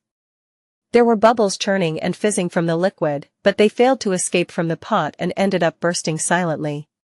The scene reminded Klein of Sprite, the carbonated drink from his previous incarnation. This actually looks like a delicious drink. A thought popped into his head that aligned with the characteristics of his culture. Suppressing his nervousness, excitement, and anticipation, Klein poured the liquid from the black metal pot into a glass bottle. What shocked him was that there wasn't a single bit of the potion left in the metal pot. It really is a potion that turns people into Beyonders. Klein raised his right hand, and he looked at the beautiful-looking tricolored liquid. Crestet Sesamir, who had been silent the entire time, suddenly smiled and said, "Don't worry. At the very least, I didn't notice any problems with the concoction of your potion. I've been waiting here to ensure that no accidents happen after you consume the potion.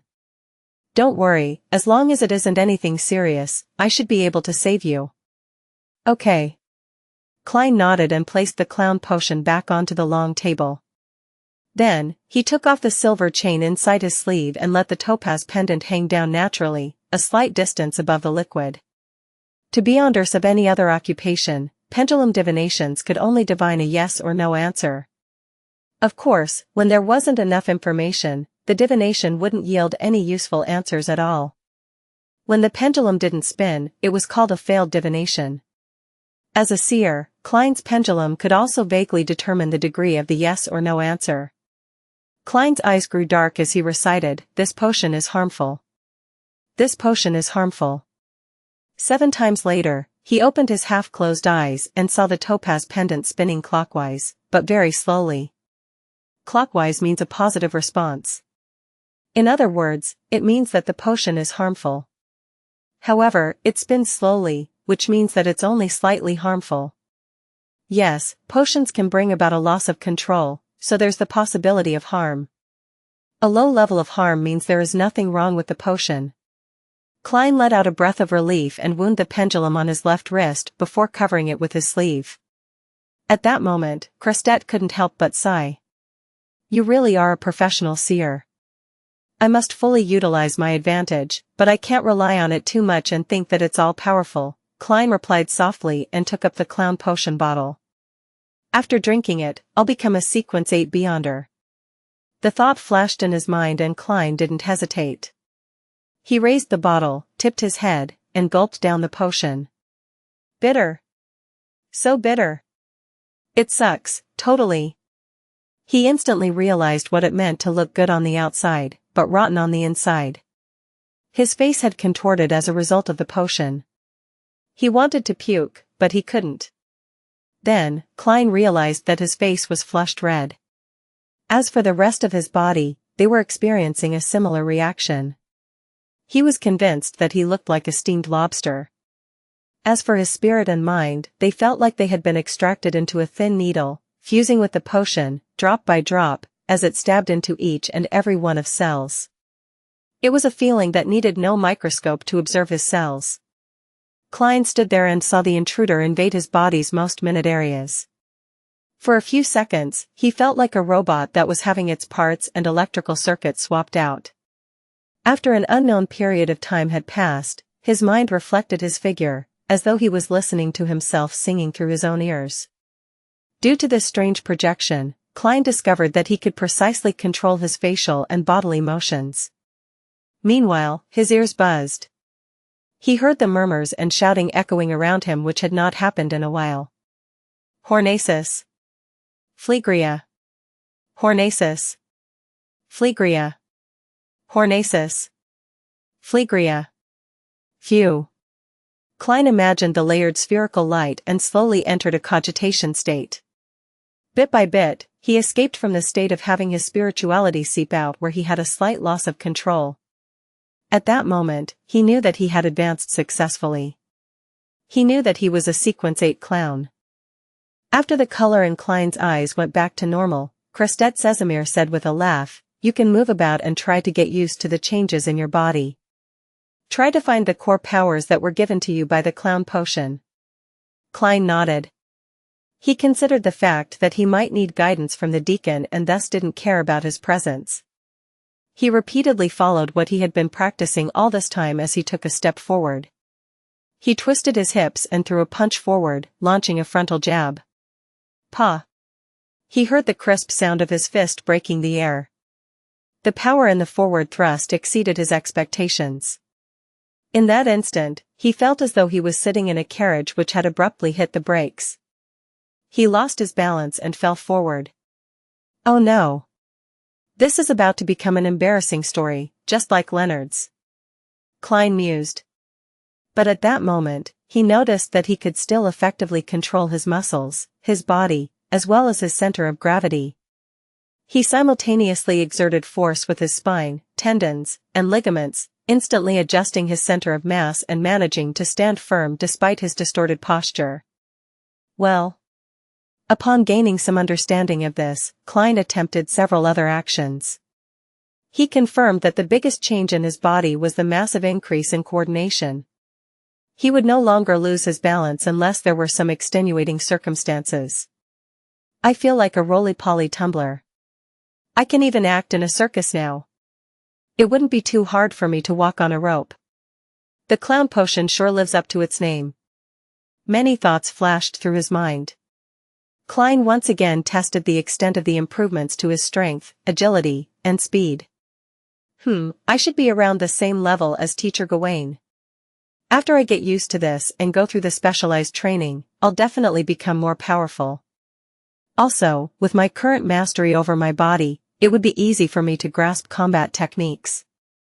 Klein stopped moving and nodded in thought. According to his plans, he estimated that he would become decent in combat arts only after half a year. But after consuming the clown potion, he felt that it would only take a month, perhaps 2 or 3 weeks, before he could qualify as a policeman that was adept in combat. That was the difference between an average person and a Beyonder. In a sense, the talents of Beyonders were beyond the reach of normal humans. Crestet watched silently as the newly advanced clown tried out various actions before completely stopping. He then nodded. It truly is a potion adept in the field of combat. Without waiting for Klein to speak, he asked, "What sounds did you hear just now?" "I heard someone muttering Hornacis." Klein wanted to keep the term Phlegria a secret for the time being. He wanted to observe the reaction of Deacon Sesamir. If he was willing to relay information regarding the Hornacis mountain range and the nation of the Evernight, Klein would then add on, saying that he heard something different again. Crestet nodded slightly, skipping over the topic. He reminded Klein, remember, a high-sequence beyonder can influence corresponding low-sequence beyonders of the same sequence pathway to a certain extent. In a way, some parts of the respective pathways contain the realm of demigods. The murmurings and howls might have been intentionally conveyed to you by them. They might be filled with malicious intent. You must be even more cautious if the sequence pathway belongs to an evil god. I had a chat with Dunn just now.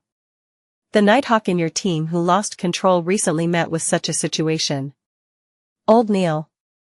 The hidden sage. Klein's expression darkened. He nodded solemnly and said, Your Grace, I will remember this. I will not be tempted by the murmurings or howls. I will not be corrupted by them. At the same time, he thought of something else. Could this be the reason why the church only provides the pathways for Sleepless and Corpse Collector, while hiding a large number of the other pathways? After all, the Sleepless pathway belongs to the Evernight goddess, and death which corresponds to the Corpse Collector pathway has already fallen. As for why the church would still offer the Mystery Prior and Seer, it's because these two jobs are of a support type and can fill the shortcomings of the sequence 9 and 8 pathways for Sleepless and Corpse Collector. Furthermore, they're only at the beginning of the pathway, so the influence they can gather wouldn't be too prominent. But this doesn't explain why they would hide the names and unique traits of the potions, or the lack of information as to what one should take note of when facing them. Klein retracted his thoughts when he saw Crestet Sesamir pick up his suitcase to leave. He adopted a curious tone. Your Grace, I would like to know how to act as a clown. Do I have to go to a circus? Crestet smoothed his tall collar and chuckled. According to our current understanding of philosophy, you just made the mistake of formalism. You need to understand that the name of a potion not only represents a job. It also represents a group of people that share certain traits. For example, we can also describe seers differently. We can call them people who can see fate, yet remain respectful of fate. Of course, as I mentioned before, there are some differences to the rules concluded by each individual even if they consume the same potion. You cannot completely reference the experiences of another person, do you understand? Klein nodded in thought. I think I can understand some of it. I can act as a clown in my daily life, as long as I have grasped its essence. In theory, Crestet answered, being careful about his choice of words. I understand. Klein drew a crimson moon on his chest. Thank you, Your Grace. May the goddess bless you. Just what is the essence of a clown? If I don't take into consideration what a clown represents back on Earth and only think about what it means in this world, a clown is a job that entertains people using ridiculous methods. For example, hilarious get-ups, exaggerated actions, trickster-like performances. The core is that it must be ridiculous, and it must entertain others. It feels a little off. Must I consider it from the perspective of court jesters from ancient times? Klein thought about it silently as he felt at a loss.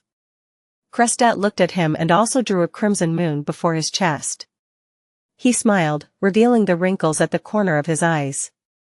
May the goddess bless you too. At that moment, Klein suddenly perceived something, an intuition that felt like a prediction, that Deacon Sesamir would put his left foot forward. He then saw Crestet pick up the silver suitcase and step toward the entrance of the alchemy room with his left foot. 1 step, 2 steps, 3 steps. Klein watched as Crestet walked out of the hidden door, his figure vanishing into the corridor. This? He was dazed for a moment before he felt intense excitement. The beyonder powers of the clown potion were more powerful than he imagined. He could intuitively predict a person's next course of action. Was the combination of this ability, coupled with his powerful coordination, exceptional agility, and speed, as well as decent strength, considered being good at fighting with artifice? Klein thought about this revelation. So, this can be considered the manifestation of the seer's abilities in Sequence 8, but it's not enough. This pathway must be one that gives a unique ability every time I advance before reaching a high sequence beyonder. But the intuitions I get are fleeting, so I don't think I can take advantage of them every single time. Of course, this ability is powerful enough as it is. Taking advantage of it once should be enough to turn defeat into victory. Oh right, after I reduce the influence of the negative effects that come with the clown potion, I can try the ritual to summon myself. I nearly forgot about that. Yeah, the captain must have infected me with his awful memory. In the midst of his thoughts, Klein observed himself once again. He wanted to see if the clown potion had brought along any other abilities. According to the confidential records of the Nighthawks, if the potion would allow the person who consumed it to gain mastery over a certain spell, the person would be able to faintly detect what kinds of spells he obtained after advancing, as if he was being instilled with knowledge. But I don't sense any of that. In other words, Clown doesn't come with the ability to quickly cast spells, as reported in the confidential records of the Nighthawks. Could the meaning of crafty be that I can now effectively use my expressions and body language to more easily fool people with my lies? Klein stretched his neck while seriously analyzing his current condition. At this moment, he couldn't help but think back to the suited clown he had encountered previously. The clown's peculiar and varied spells had left a deep impression. That member of the secret order is probably a Sequence 7 Beyonder. His clown getup was purely to mask his facial features to avoid being placed on a wanted list. It's no wonder that he could hold his own against 2 Sequence 7s and a Sequence 8. If he had deciphered the fact that I wasn't under the influence of sealed artifact 2-049 and avoided falling under its control, 10 of me might not have been enough to deal with him. Of course, Clown is not completely devoid of spells. There are still spells like these. Klein walked toward the long table and picked up the piece of paper that the clown formula was written on.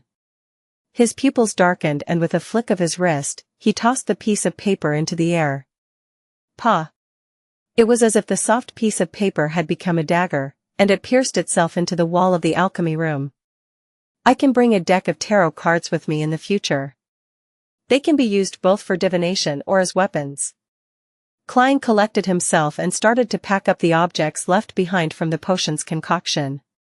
After dealing with this and burning the formula for the potion, Klein exhaled and left the alchemy room, closing the secret door behind him.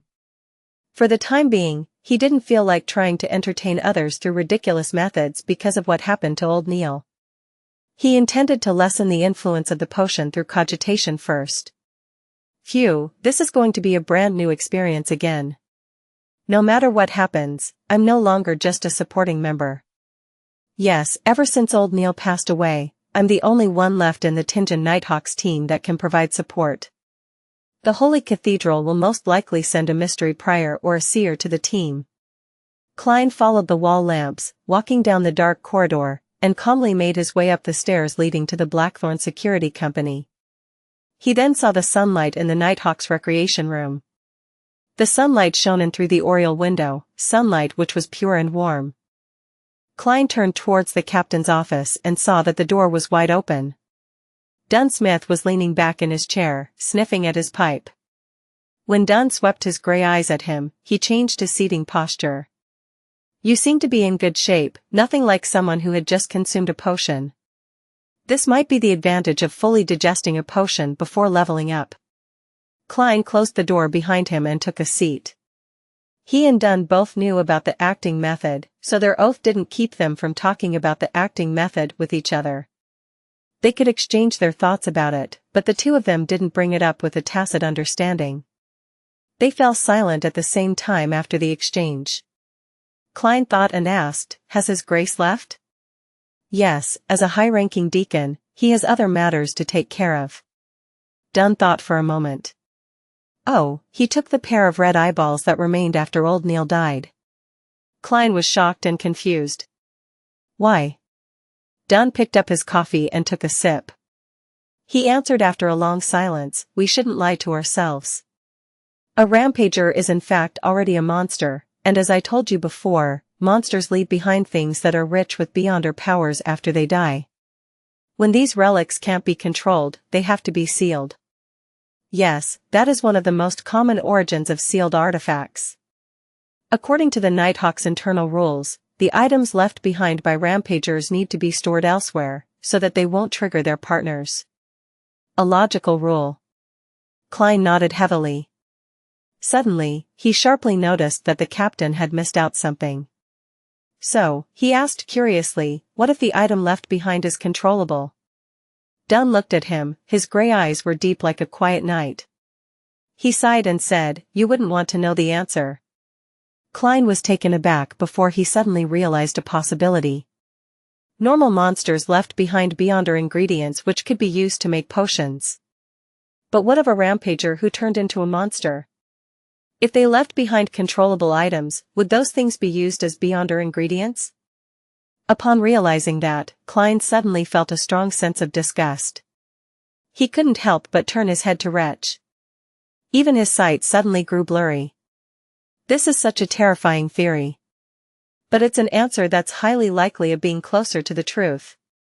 In that instant, he had a deeper understanding of sayings like, to fight against the abyss, we have to endure the corruption of the abyss, and we are guardians, but also a bunch of miserable wretches that are constantly fighting against threats and madness.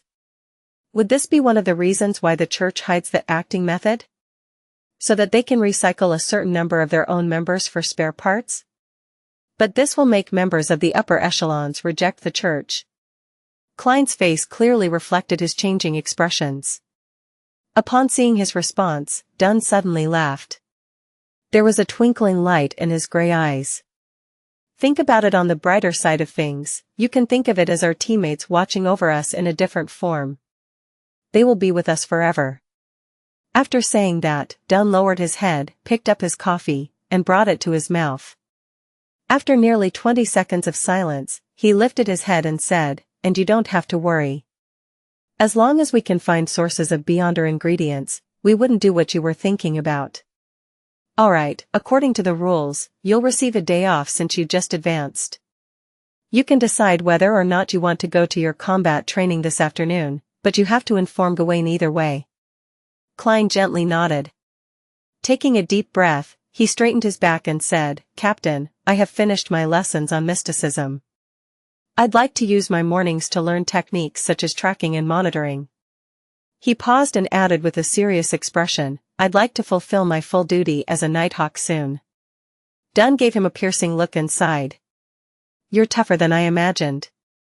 "As you wish." "Yes, Captain." Klein suddenly stood up and drew a crimson moon on his chest. After leaving the Blackthorn Security Company, Klein didn't return home to rest, but instead took the opportunity to take a trackless carriage to Azek's place. Ding dong, ding dong. As the doorbell rang clearly, Azek opened the door in a white shirt and black vest. There was a gold watch chain hanging from his vest pocket. "Don't you need to work?" Azek took a glance at the sky and realized that the sun had yet to climb to its peak. "I actually have most of the day off due to some special circumstances," Klein explained vaguely. Azek looked at him and appeared to notice something as he nodded and made way for Klein's entry. At the hallway, Klein set his cane aside, took off his hat, and followed Azek to the living room. The living room was comfortably furnished with a fireplace, rocking chair, couches, and a coffee table. Klein sat at his usual spot. Azek sat down opposite Klein and pointed at the cigars on the coffee table. "Do you want one?" "No." Klein shook his head firmly. Azek didn't attempt to persuade him as he struck a match and lit one of the cigars. At the same time, he asked casually, "Have you taken care of the matter at Morristown?" "I have to thank you for that," Klein replied sincerely. At the same time, he secretly lampooned, "Mr. Azek, before you lost your memories, you definitely must have left behind quite a sizable wealth for yourself. Otherwise, how could a teacher who isn't even an associate professor be able to enjoy cigars so frequently?" As Azek was fiddling with his cigar, Klein brought up a matter. "Mr. Azek, I have something to ask you." "What is it?" Azek replied without lifting his head. Klein paused and organized his words. "One of my colleagues lost control and became a monster. I'd like to know if his spirit was contaminated." He wasn't certain if Mr. Azek knew the meaning of losing control, so he prepared an explanation, just in case. Azek stopped what he was doing and lifted his head to look at Klein. He nodded heavily and said, "No doubt. You have to be very careful in a situation like that. If he lost control due to the temptation of an evil god or devil, try to avoid contacting his spirit. It might very likely lead to life-threatening danger. I understand. Klein let out a breath of disappointment. When he was at Old Neil's place, he was too emotional and had forgotten to contact Old Neil's spirit. Neither did Dunn Smith remind him at all. Hence, he missed the opportunity entirely. Now that I think of it, Captain didn't forget but intentionally avoided bringing it up. Klein was silent in thought. He didn't dwell on the topic and instead mentioned his previous encounter. Mr. Azek, I tried to divine the origins of Morristown's paranormal incidents. I ended up seeing an upside-down pyramid that extended underground. My teammate told me that it's a symbol of death. Only his descendants would receive such an honor. Azek put down the match and took up the cigar cutter when he suddenly fell into a daze. He was motionless for quite a while. He leaned back into his seat and wore an unusually gloomy expression. After a while, he said in a deep voice, "This gives me a very familiar feeling, but I don't seem to be recalling anything." "I'm very sorry." Klein sighed sincerely. He had imagined that he could use the revelation obtained from his divination to further jolt Mr. Azek's memories. Azek cut off the cigar cap, shook his head, and smiled bitterly. "If it was something that could be recalled easily, I think I would have long found a way to escape my fate. Of course, I have to thank you for your kindness. Thank you for remembering about me this entire time." He thought for a moment before adding, "Oh, and I'll be leaving Tingen in the near future." "Why?" Klein asked in surprise. "Didn't we say that we were going to find the manipulator behind the scenes, the person who affected my fate, and stole your child's skull?" Azek held his cigar and sighed before explaining, "The target might have noticed my attention and investigation. He hasn't been taking any action recently, leaving me with no clues. Thus, I'm thinking of leaving Tingen for the time being and going to Backland. On one hand, I can take the opportunity to search for traces that I left behind before I lost my memories. On the other hand, my absence might let the target lower his guard." "That's right. Mr. Azek's last memory loss was around Backland University.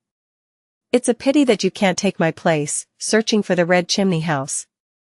Klein nodded solemnly and said, "I'll pay close attention to this. Once the target takes action and exposes himself, I'll inform you immediately." "Mr. Azek, how will I inform you of things in a timely manner?" Klein had the idea that if Azek was Death's descendant, or if he was linked to Death in a certain way, his powers would have been something similar to the corpse collector sequence. He definitely had a way to call something like Daly's messenger. In other words, this could confirm if Azek was actually related to Death or a descendant of Death. Azek took a puff of his cigar and thought for nearly 20 seconds. He took out an ornament from his left sleeve. It was an intricate but old copper whistle. There were many unique patterns that filled it with a mysterious aura. "This is something that I had with me when I woke up in Backland. When you blow it, you'll summon a messenger that belongs to me." Azek held the copper whistle as he explained in detail. "After so many years, this copper whistle can still be used? This should be a magical item, right?" Klein was surprised and delighted that he had indirectly proved that Mr. Azek was related to Death. Azek gave Klein a glance, then he put the copper whistle to his mouth and demonstrated. His cheeks puffed up as he blew with all his might. Nothing was heard, but Klein felt a sudden gloominess and coldness. He quickly tapped his left molar and saw that there were blurry white bones being thrown up from the ground, one after another, forming a strange fountain. After a few seconds, there was an illusory monster in the living room. Its body was made of white bones, and there were dark flames glowing in its eye sockets. It was almost 4 meters tall, and it towered over Klein, who wasn't even 175 centimeters tall. As he watched its head nearly tear through the ceiling, Klein suddenly had a thought, "Mr. Azek, isn't your messenger a little too exaggerated?" Azek didn't share those thoughts at all. He smiled and said, "After you pass the letter to it, blow the whistle again to end the summoning. Then, it'll send the letter to me very quickly, in a secretive manner." After that, Azek shook his wrist and threw the old copper whistle across the room. Klein extended his right hand and accurately caught it. He found it cold but mild. "Thank you, clown potion." He breathed a sigh of relief. He wiped the whistle and blew it hard. Silently, the huge messenger fell apart as blurry white bones sank underground. The tussock river ran through backland and harbors that dotted around the area. Alger Wilson wore the long priest robes of the Church of the Lord of Storms as he walked down from the passenger ship slowly. He saw people walking to and fro around the harbor with countless port workers sweating under the sun. It was a bustling yet noisy scene. "It's been a while, Backland," Alger muttered to himself. After leaving Isaac's house, Klein took a public carriage back to Daffodil Street. As he opened the door to his house, he suddenly saw a figure sitting in his dining room. Klein instinctively tightened his grip on the cane in his hand, but quickly realized what was going on. It wasn't a thief, but his maid, Bella. Bella was focused on reading a spread-out newspaper on the table. She jumped in shock when she heard the door open, quickly standing up and stammering, I was just done with the tasks for the morning. I was waiting for the water to boil so that I could eat some bread. I'm still not really used to having a maid in the house." Klein mocked himself. He took off his hat and nodded. Reading is a good habit. To be able to persist in reading, despite the busy workload, is something that's encouraged by the goddess. He used the name of the goddess just in case Bella took his compliment as sarcasm. But in reality, only the god of knowledge and wisdom would place this much emphasis on reading. Of course, all of the churches advocate education. Yes, since she's about 18 years old and believes in the goddess, Bella's love for reading must be influenced by her parents. Parents like this would send their daughter to receive an education as long as they can afford it. Even if they cannot afford public schools, there are always the free schools provided by the church. At most, it would just delay her education. Thus, Bella isn't illiterate. She can understand words and read the newspaper. Klein thought as he walked into the living room after setting his cane down. He had quite a good impression of Bella.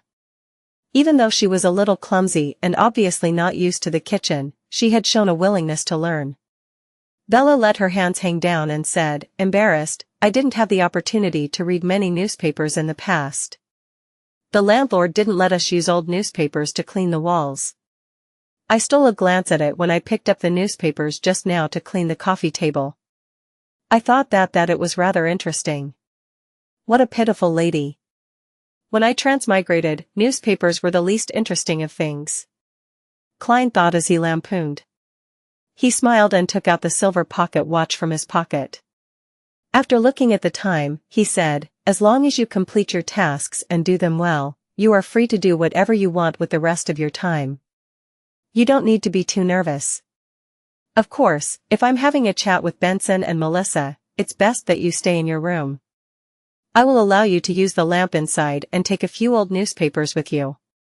Oh, please knock at my door at 1 in the afternoon, then prepare a cup of side black tea, 2 pieces of soft white bread, a piece of wheat toast, and a small plate of butter for me." In order to celebrate his advancement to Sequence 8, Klein decided to spoil himself slightly. He was going to eat the white bread ahead of Benson, who was planning on having it over the weekend. "Well, I'll buy 8 more pounds of bread soon. In the future, we shall make the change in our staple dish, from wheat bread to white bread. As a Sequence 8 Beyonder, my weekly pay is definitely going to increase." To think that the captain didn't mention this. He forgot again. Klein froze for a moment and decided to clarify it tomorrow. "All right," Bella replied in surprise and joy. Following that, she asked with a little uncertainty, "Mr. Klein, do you mean the side black tea used to entertain guests?" She called him by his first name as Moretti could be used to refer to anyone in the family. "Yes, that shall be my usual tea in the future." Klein waved his hand and made his way towards the stairs. He suddenly noticed that he was in a decent financial situation after becoming a clown. This was partly because there were no other large expenses for the time being. He only needed to spend 2 solely on transport while he was investigating the houses with red chimneys, and on the materials that he needed to purchase occasionally. Claims could be made for the latter most of the time anyway. Also, there was a sum of £300 in Klein's anonymous bank account. It was important to understand that 1 hour of land in the countryside only cost 5 to 6.5 solely, which was another way of saying that Klein could afford 920 to 1200 ares of farmland, which was equivalent to 137 to 179 Mao back on Earth.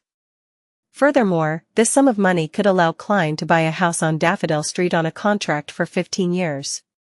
If I convert all that money into land, I'll get between £23 and £31 a year in rent. That's not bad, but not necessary for the time being. I'll use that £300 for emergencies. I'll have to find an opportunity to tell Benson and Melissa about my true weekly salary. Klein thought as he entered his room. After locking the door to his room, Klein sat on the edge of his bed and started his cogitation. He wanted to use this method to slowly control the power seeping out of his potion. He was very careful and very cautious.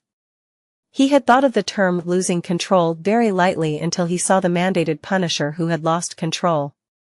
Of course, he didn't know that mandated Punisher personally. He also didn't know what had happened to him. He subconsciously thought of him as an anomaly, a rare case. It was just like how an average person would make comments about a murder they saw on the news before forgetting about it entirely. But what happened to old Neil shook Klein greatly. It made him realize very clearly that losing control was always a possibility, always around him. Loss of control might descend upon him in ways he had never thought about. That sure was a bloody lesson. Klein ended his cogitation and muttered to himself as he opened his eyes. He had dreamed of that scene many times in the past few days, jolting awake in the process and finding himself drenched in cold sweat. He wasn't only grieving old Neil's death, but also worried about his future. If he didn't have cogitation to help him sleep, he believed that there would be many sleepless nights in his future. Other than digesting the potion, I also have to try my best to control my emotions and desires. I have to keep them within reasonable levels and not be consumed by them. Klein exhaled and laid down, quickly falling asleep. On the day that old Neil passed away, Dunn's actions and words had touched him greatly.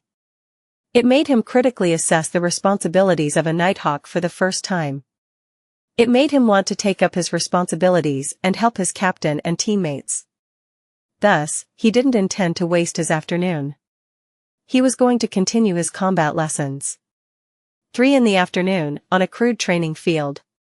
The blonde crew-cut Gawain creased his brows as he witnessed Klein slowly familiarize himself with the motions, going from the movements of a decent beginner to the movements of an apprentice knight who had been practicing for a good 6 months.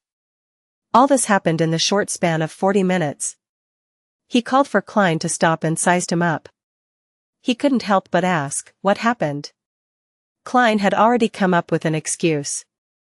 He was prepared to attribute his performance to scientific research when Gawain added, "You don't need to answer if it's inconvenient for you to do so." It looks like there was some communication between the police department and Gawain. It makes sense, he has to train beyond Earth occasionally, so how could he not know? Klein heaved a sigh of relief. He smiled as he said, "Teacher, how long do you think I will need before I can take part in actual combat?" Gawain crossed his arms and looked at Klein seriously. He replied with a raspy voice, 2 or 3 days, but that isn't enough. He explained, as if in thought, being able to take part in actual combat isn't the same as being good at fighting. The latter would take another 2 to 3 weeks. Furthermore, you need to gain mastery over weapons that you can bring with you, for example, a cane, whips, daggers, and bayonets. There's still so many to learn? Klein was dumbfounded. Gawain swept his experienced gaze at him. Remember, every drop of sweat you lose here might save your life in the future. Yes, teacher. Klein pumped himself up and answered. On Sunday morning, Klein entered the Blackthorn Security Company and knocked on the door of the captain's office. Dunn Smith looked up as if he was expecting this. "I forgot to inform you yesterday. Your position at the police department has risen from probationary inspector to inspector now that you have advanced to sequence 8. I'll get them to issue the appropriate documents and epaulets to you as soon as possible.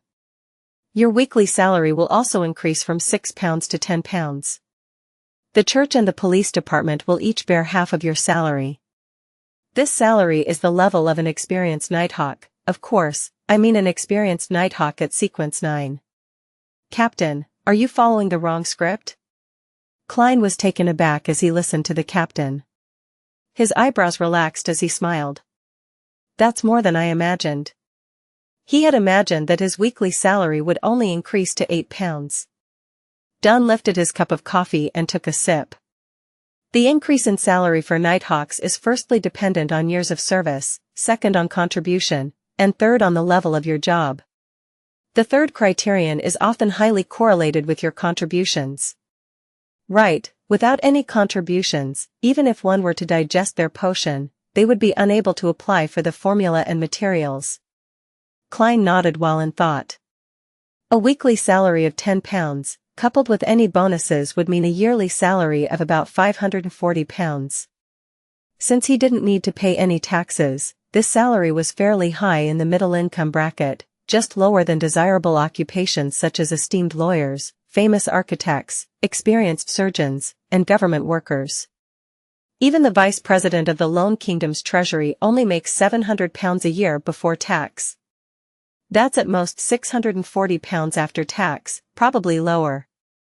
According to the newspapers, a decent house in Backland and Hillston only costs about £2,500.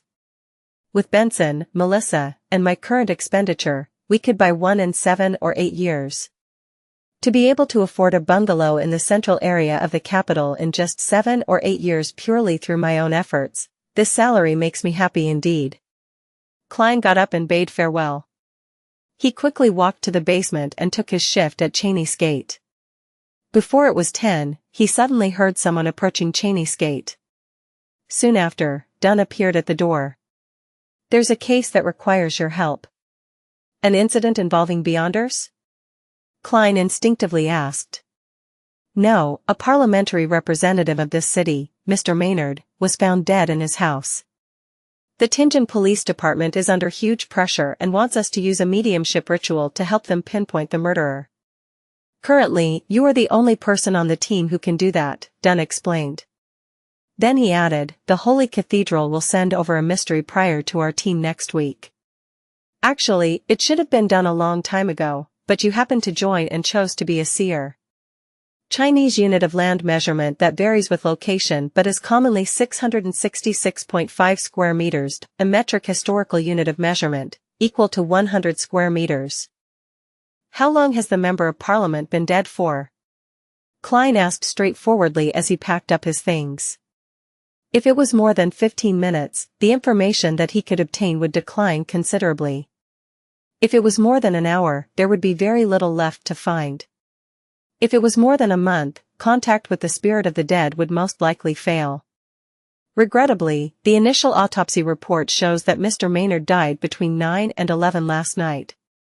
Dunn shook his head and said, you only need to provide assistance and not consider if you can be of use. All right. Klein took his coat and walked out of the duty room with his hat and cane in hand. Dunn Smith took his place at the Cheney's Gate guardroom. Theoretically, as a Beyonder, as long as one's spirituality was enhanced, things like spirit vision, divination, and ritualistic magic could be learned. Especially for Beyonders from the Sleepless Sequence who were known for their high spirituality. But in actual fact, the differences between the various sequences was vastly obvious. Dunn Smith and Leonard Mitchell had learned spirit vision, but they could only see faint white or light blue in the auras of others. They were unable to precisely differentiate the status of different body parts. Of course, they could definitely see spiritual things with spirit vision, but doing so wasn't as effective as using their spiritual perception. That also led to a problem in which Beyonders at the Sleepless, Midnight Poet, and Nightmare sequences didn't enjoy activating their spirit vision. Similarly, if they were willing to, they could also learn spirit pendulums, dowsing, dream divination, and so on. But their rate of success wasn't something worth noting. It was the same situation with ritualistic magic as well. When the two of them walked past one another, Dunn suddenly said, I forgot to tell you that Inspector Tolley is in charge of the case. He's waiting for you at the reception hall in the security company. Remember to change into your new uniform and grab your new documents. Klein wasn't surprised and replied with a smile, new uniform, new documents? The Tianjin Police Department sure is efficient. He had just advanced to Sequence 8 the day before. It's because this case is very important, so. Dunn spread his hands and took up Klein's previous spot. Klein walked upstairs, but he wasn't in a hurry to go to the reception hall. He entered the Nighthawk's break room and entered the attached bathroom to relieve himself. There was only a toilet bowl, a water bottle, and a bucket in the duty room. Then, he changed into his police uniform that revealed his promotion to 2 silver stars and put on his peak cap with the 2 crossed swords and a crown. After transferring his flaring sun charm, Azek's copper whistle, his ritual ingredients, and other items, Klein smoothed out his uniform, took his cane, and exited the break room. He passed through the partition and saw Inspector Tully seated in the sofa area. It had been a while since they last met. The tall police officer seemed to have gained some weight, and his stomach was even more outstanding. With his thick mustache and hair, he looked like a brown bear that had just escaped from a circus. "I'm glad to work with you again." When Tully saw that it was a Nighthawk that he knew, he let out a breath of relief. He stood up and extended his bare paw. "No, palm." Klein corrected himself and shook the other person's hand as a polite gesture. "Me too." Tully stole a glance at Klein's 2 shimmering silver stars shoulder strap and said with envy, "We're at the same rank now, and it hasn't even been a month." At first, Klein wanted to reply solemnly that the danger that we encounter is 10 times worse than yours, but he remembered his identity then, Sequence 8 Clown. "Maybe I can give it a try." Using his spirituality, he looked at the reflection of his facial expression. He lifted the corner of his lips and replied with a smile, "Maybe in another few months, you'll have to call me sir." "You sure are humorous." Tully chuckled and pointed at the door. "Shall we head out?" "All right." Klein hadn't given up his cane. Now that he had become a clown, the cane was truly a viable weapon. After exiting the Blackthorn Security Company, Klein and Tully walked down side by side, forming a great contrast due to the skinniness and fatness of the two. "I feel like we could even make an audience at the circus laugh," Klein suddenly jested. Tully nodded in absolute agreement and said, "Yes, I feel our vast contrast brings a comedic effect." "Do you know that some circuses are trying to use fat and skinny, tall and short clown combinations in their performances?" "No, actually I meant a beast tamer and a brown bear." Klein, of course, wouldn't make such a rude remark. He went along with it and replied, "It's a pity that there are no fixed circuses in Tianjin." "That's right, but we have operas, theaters, and music halls," Inspector Tully replied wistfully. They casually chatted until they got onto the police carriage. Then, Klein redirected the topic back to the case. "Is it confirmed that Mr. Maynard was murdered?"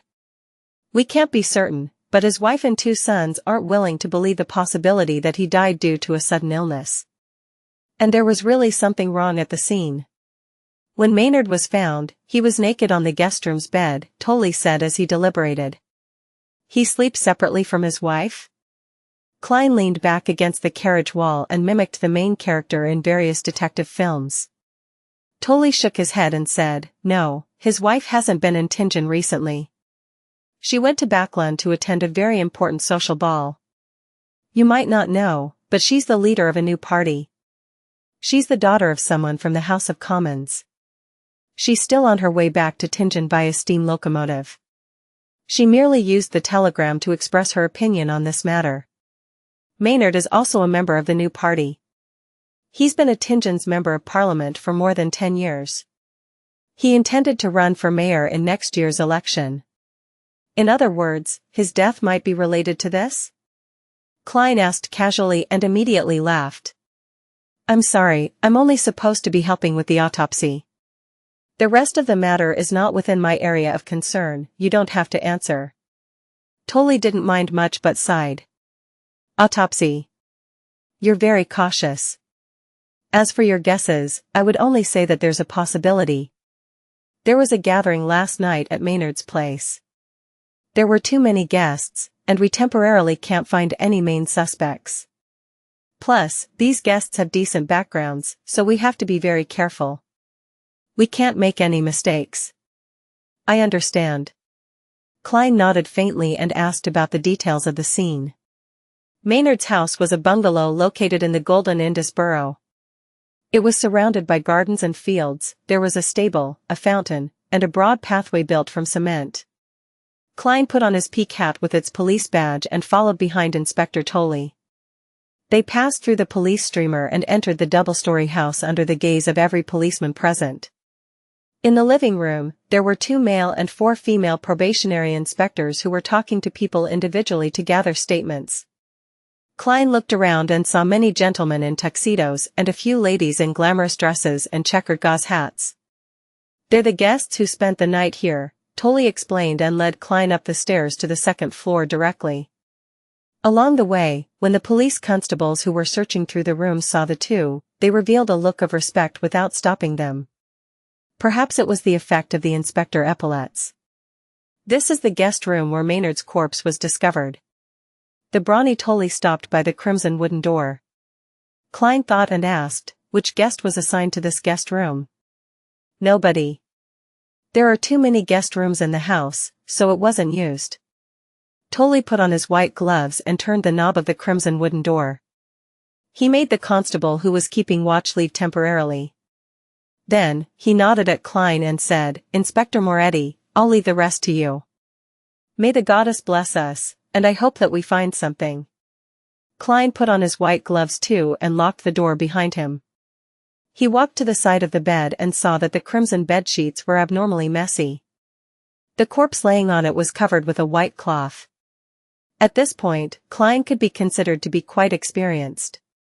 He pulled away the white cloth without fear and looked at Member of Parliament Maynard. The man was in his 40s. His blonde hair was trimmed short, and his expression was a mixture of pain and happiness. Klein took 2 steps back and took out the ingredients he needed. He quickly finished the setup for the mediumship ritual. As the faint calming fragrance swirled around him, he recited the divination statement that he thought of long ago, the cause of Maynard's death. The cause of Maynard's death. As he recited the statement, Klein retreated to a nearby high-backed chair and sat down slowly. His eyes darkened, then he leaned back and quickly fell into a deep sleep. In the illusory and blurry world, he suddenly saw the gentleman from earlier. With his open blue eyes, Maynard was laying prostrate above a woman with an outstanding body and fair skin. He was thrusting hard against her body. He first displayed an expression of extreme satisfaction and happiness. Then, he suddenly clutched his chest with his right hand. His expression then grew contorted. Pa! As Maynard fell, the image quickly shattered. Klein opened his eyes and woke up from his dream. I can't believe I can actually watch porn in such a manner. So, Maynard had an affair and died of exhaustion? Klein chuckled and massaged his temples. He took out a pen and paper before doing another ritual. He drew a portrait of the lady he had seen in his dream with the aid of the ritual. Of course, everything below her neck was omitted. It was a woman whose age was hard to tell. She had the mature vibe of a woman in her 30s, but there was a remnant of innocence to her.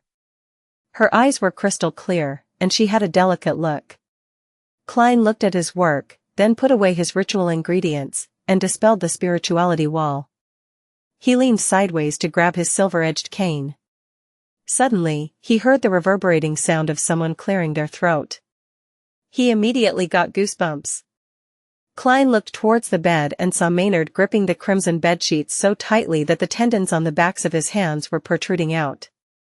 With a swoosh, the Member of Parliament who died between 9 and 11 the previous night suddenly sat up. Saliva drooled from the corners of his lips as he opened his vacant eyes wide. Before Klein could come up with any new ideas, he saw the rigid Maynard lift both his hands up. Its body lunged forward to his left amidst the sound of hurtling wind.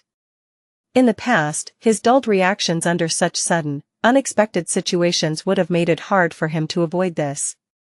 Even if he had noticed the attack ahead of time, he would have had to roll away to avoid the fast-moving corpse. But now, Klein could nearly react on instinct. He stomped down with his bright, buttonless leather boots and jumped diagonally onto the high-backed chair. As it had only been a day since he advanced, he was still getting used to his power, agility, and speed. He had accidentally leaped too high into the air and landed on the top of the chair's high back. It was a narrow edge. Klein's heart tightened as he quickly controlled his body and adjusted his center of gravity. He wavered for a moment and surprisingly managed to stabilize himself, like a black cat flaunting its balance and poise. As he was wavering, he flailed his left arm, swinging his cane into the zombie's ribs as it pounced forward. The strike caused it to lose its balance as it staggered and fell onto the carpet. Klein was standing on top of the chair as he felt for his revolver by raising his right arm. He attempted to pull it out from the holster so that he could deliver a silver demon-hunting bullet at the zombie in front of him. But in that instant, he suddenly wondered about the aftermath. If he were to blow a hole in Member of Parliament Maynard's corpse, how was he going to explain the cause of death to the deceased's family or members of Parliament who were focusing on the matter? All I did was double-tap his corpse? As he was thinking, Klein reached into the pocket of his police uniform and felt for a triangular plate. The Requiem charm. He quickly made a decision. He took out the silver amulet without hesitation and let out a low shout in Hermes, Crimson. As the incantation reverberated within the room, the charm started to release a peaceful aura. Klein quickly infused his spirituality into the amulet and tossed it to Zombie Maynard, who was struggling to get up.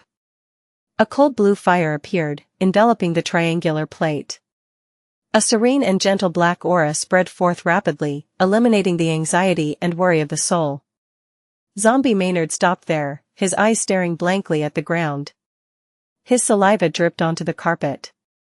Klein heaved a sigh of relief and planned to take out the materials and set up a ritual to purify the desecrated being, but suddenly, Maynard once again let out a groan, his blank eyes focused on the left pocket of Klein's police uniform again. Shit. Klein leaped from the top of the chair to the ledge of the oriel window. At the same time, he heard the sound of the chair breaking. Klein had no choice but to take out a rectangular silver plate. The slumber charm. It wasn't only living things that could be put into a deep sleep. The dead were in a state of eternal sleep and would only be woken up under unusual circumstances. In certain books on mysticism, there was even such a description regarding zombies: they slumber by the day and wake up in the night. Crimson. Klein once again recited the incantation in Hermes. He intended to disregard the consequences and shoot the corpse with his revolver if that failed again. The problems that came later wouldn't matter if he was dead. As he felt the silver rectangular plate in his palm turn cold, Klein injected his spirituality into it and tossed the charm out. A dark red flame illuminated his eyes as the sound of a light explosion reverberated around the room. A gentle power spread forth, bringing with it a fatigue that affected every living being. Zombie Maynard had just propped himself up using the chair when he wavered. His eyes closed, and he fell on his back with a plop. With what had just happened, Klein didn't dare to relax. He immediately took out the amantha extract distilled from night vanilla, slumber flower, and chamomile, as well as the bark of the drago tree, and the full moon essence oil made from moonflowers. He quickly set up a sacrificial altar. Right on the heels of that, he sealed the surrounding area with a spirituality wall with the aid of holy night powder, encompassing the altar and the sleeping Zombie Maynard. After silently reciting the incantation and lighting 3 corresponding candles, he dripped a few drops of essential oil extract and scattered various powders onto the flames. Klein then took a step back and cautiously looked at Zombie Maynard. He then recited in Hermes. O ever-night goddess, nobler than the stars and more eternal than eternity. I pray for your loving grace. I pray that you look over your loyal guardian. I pray for the power of the crimson. I pray for the power of sleep and silence. I pray that you purify the unclean being around me, the gentleman once called John Maynard. Moonflower, a herb that belongs to the red moon, please bestow your powers to my incantation. Slumber flower, a herb that belongs to the red moon, please bestow your powers to my incantation. It was as if a midnight breeze blew within the wall of spirituality. A thin veil of black steam started to billow from Zombie Maynard. When everything settled, Klein used his spirit vision and divination to repeatedly confirm that the zombie wouldn't awaken once more. After seeing the results, his worries eased. He ended the ritual and dispelled the wall of spirituality. Why would he suddenly come back to life? Klein stood in front of Maynard, who was on the carpet. He knitted his brows as he looked down at the corpse. To a beyonder with high spiritual sensitivity, there were obvious signs to note if a corpse would come back to life or not, much less Klein, who was a seer. He often had a premonition of similar matters, but what had happened just now completely took him by surprise.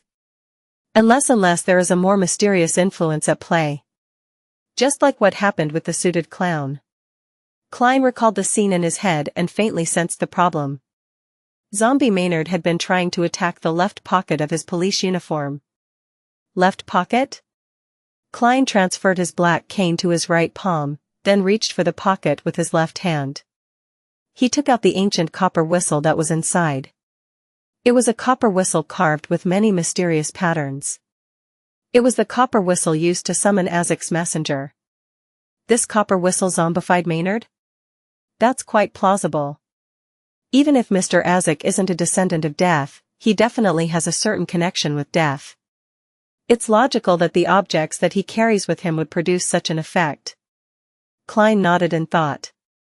He took out a copper penny and did a quick divination about his conclusion. As he was at the scene of the incident, holding the relevant objects, and had ample information, he quickly got a result. He saw the copper penny fall into his palm, portrait facing up. This means yes. To think that Mr. Azek didn't remind me to be cautious that these things could happen. Well, he's an amnesiac, so it's not uncommon to forget this. Besides, the copper whistle might not have had negative effects when it was on him. There's a high possibility that it was suppressed. I shouldn't take this copper whistle with me when I'm at cemeteries or ancient castles, places that are prone to hauntings. Otherwise, I'll just be finding trouble for myself and crazily court death. Klein silently made a mental note. He then carried the naked Maynard back onto the bed without much effort. Looking at the obvious mark on the corpse left behind by the stroke of the cane, Klein sighed. He covered the corpse with a piece of white cloth and pretended not to notice. I'll leave this problem to the police department to vex over it. Oh, and the 2 charms I used just now can be considered mission-related expenses, so I can get compensated. He thought as he packed up. He then took the portrait and unlocked the door. The door opened with a creak and Klein saw Inspector Tolley, who had been guarding outside, not allowing anyone to come near. What happened just now? Tolley asked in doubt and worry. He could faintly hear the action going on in the room. Klein smiled and deliberately said with a little exaggeration. Member of Parliament Maynard came back to life and tried to give me a passionate hug. Don't joke like that. Tolley looked into the room in exasperation. Why so serious? Klein said, throwing up his hands. Due to an unconfirmed reason, Member of Parliament Maynard became a zombie. Well, the kind of things that would happen in ghost stories.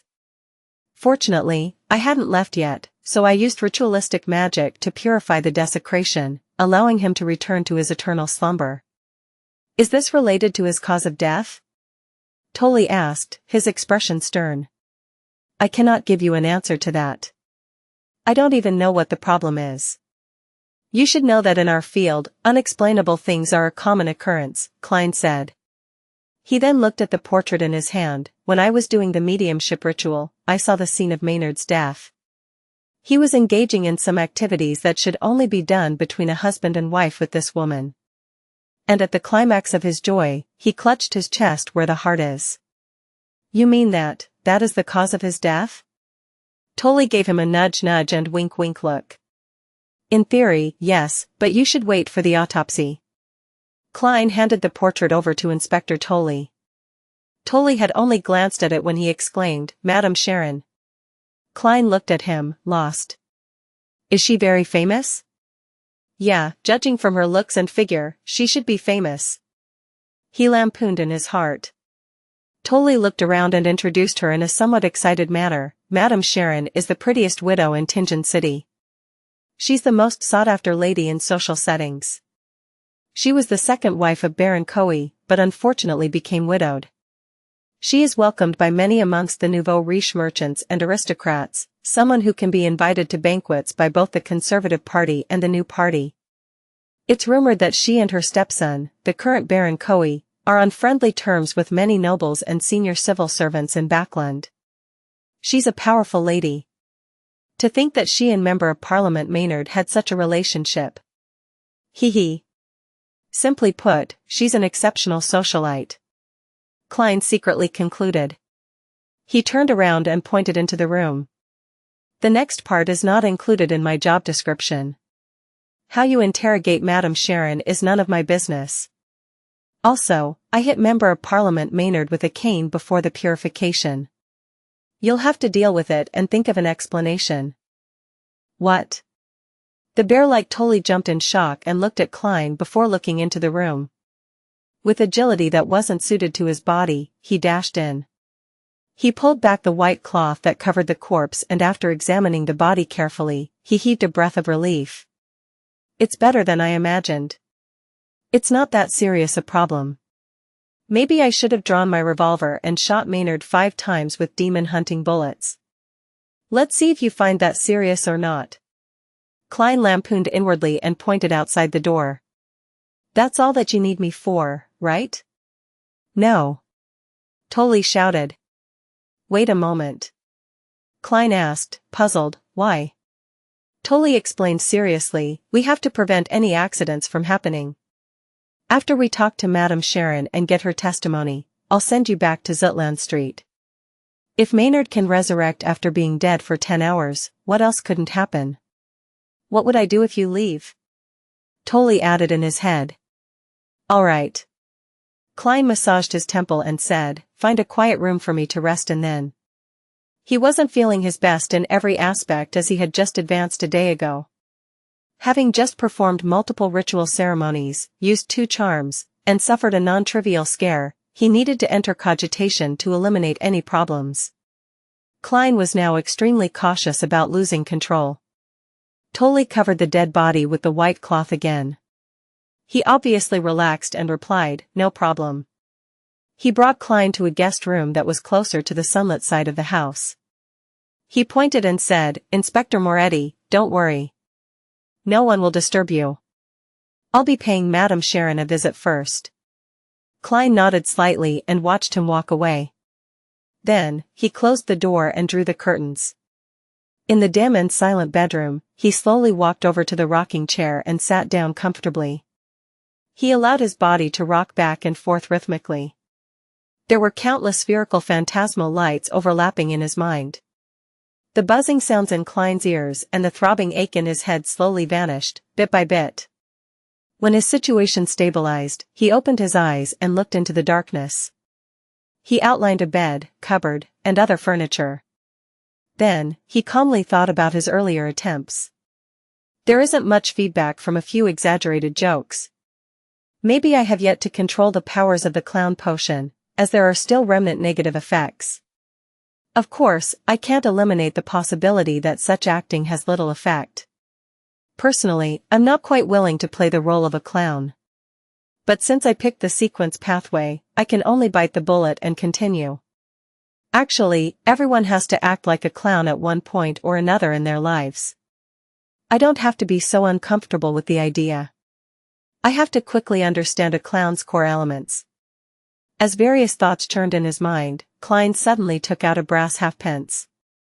Mostly out of habit, he divined if Maynard's death was due to supernatural influences. Maybe it's an occupational hazard. Klein shook his head and laughed. His eyes grew dark as he recited repeatedly, John Maynard's death was due to supernatural influences. Ding! He flipped the coin as he slouched into the rocking chair. He watched its brass luster twinkle as it rotated in the air. Pack! The coin fell right into Klein's open palm, revealing the number 1/2 facing up. A negative answer. In other words, there weren't any supernatural influences involved in John Maynard's death. I guess that man died of orgasmic pleasure. The deceased shouldn't be laughed at, so I won't be using an insipid Chinese phrase to mock him. Klein put away his coin and allowed his thoughts to wander before he nearly fell asleep. Knock. Knock. Knock. Under the slow and rhythmic knocking, Klein tidied his clothing, put on his policeman's peak cap, and walked to the door. Just as his right palm touched the knob, a scene appeared in his mind. The bear-like Inspector Tully was standing outside the door and pulling his collar. His expression looked disturbed and helpless. Klein turned the knob and opened the door leisurely. Inspector Tully appeared before him as he pulled at his collar. "Sorry for making you wait so long. We've already found Madam Sharon and obtained her statement. You can return to Zutland Street. I'm really sorry for taking up your precious time." Klein didn't ask the reason for his current emotions, but he smiled and said, "Madam Sharon admitted that she was with Maynard last night?" "Yes. She said that under the influence of alcohol, she and Maynard didn't manage to control themselves. When she found out that he died of a heart attack, she was very afraid, so she fled the room after she tidied herself up. She then hid in her own guest room. We don't have enough reason to raise charges against her right now, so we had to let her go while restricting some of her freedom. We'll have to wait for the autopsy," Inspector Tully explained in detail. Klein leaned his head sideways and smiled. "Who are you explaining this to?" Tully shook his head and forced a bitter smile. "Oh yeah, I don't have to explain it to you. I'm just frustrated by Madam Maynard, and I started blabbering without realizing it." "Maynard's wife is back?" Klein asked in response. "Yes, unfortunately. There was something abnormal about the steam locomotive. It wasn't late." Tully gave an affirmative answer in a joking manner. Klein didn't ask further but checked if he had all his personal belongings, before following Inspector Tully down the stairs. "Why aren't you arresting her? She's a murderer. I want to sue her, and I want to sue all of you for negligence of duty. I'll hire the best lawyer to sue you."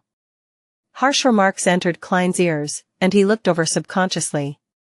He saw a voluptuous and fair middle-aged lady staring angrily across her. Despite having two young men holding her arms, she continued yelling at them. A very trendy regal gown in Backland this year. Having frequently read the magazine, Ladies' Aesthetic, the first thought on Klein's mind was something unrelated to the situation. He then saw a few gentlemen protecting a lady behind them. The lady was in a long black dress with fair smooth skin, waterfall-like brown hair, and brown eyes. She looked as pitiful as a fawn in the woods. It made people want to protect her involuntarily. Madam Sharon. Klein suddenly thought of the porno she had starred in. He quickly lifted his right hand, covered his mouth, and coughed twice. Out of habit, he tapped his left molars twice and observed the people present with spirit vision. There's some sort of problem with Mrs. Maynard's body. The colors of her aura are thinner. From the colors of her emotions, she's definitely feeling anger and hatred, which is consistent with her outward appearance. Huh? The color of Madam Sharon's emotions are shaded in blue, which represents rational thinking and calmness. This is totally contrary to her appearance of panic and nervousness. As expected, a socialite ain't no innocent bunny. Her body is very healthy. After examining her, Klein was about to retract his gaze when he suddenly saw Madam Sharon lift her head and steal a glance in his direction. Then, she lowered her head again and put on a trembling, trepid look. "If I couldn't see your emotion colors directly, I might have been fooled by your act. You should consider working as an actress," Klein lampooned. He didn't stay any longer and left Maynard's house with Inspector Tully. They took the carriage arranged by the police station and returned to Zutland Street. After taking over the shift from the captain, he continued to stay on duty at Cheney's Gate. He took the opportunity to write a claims application. After an uneventful night, Klein returned upstairs and received the breakfast that he had requested Roseanne to buy for him.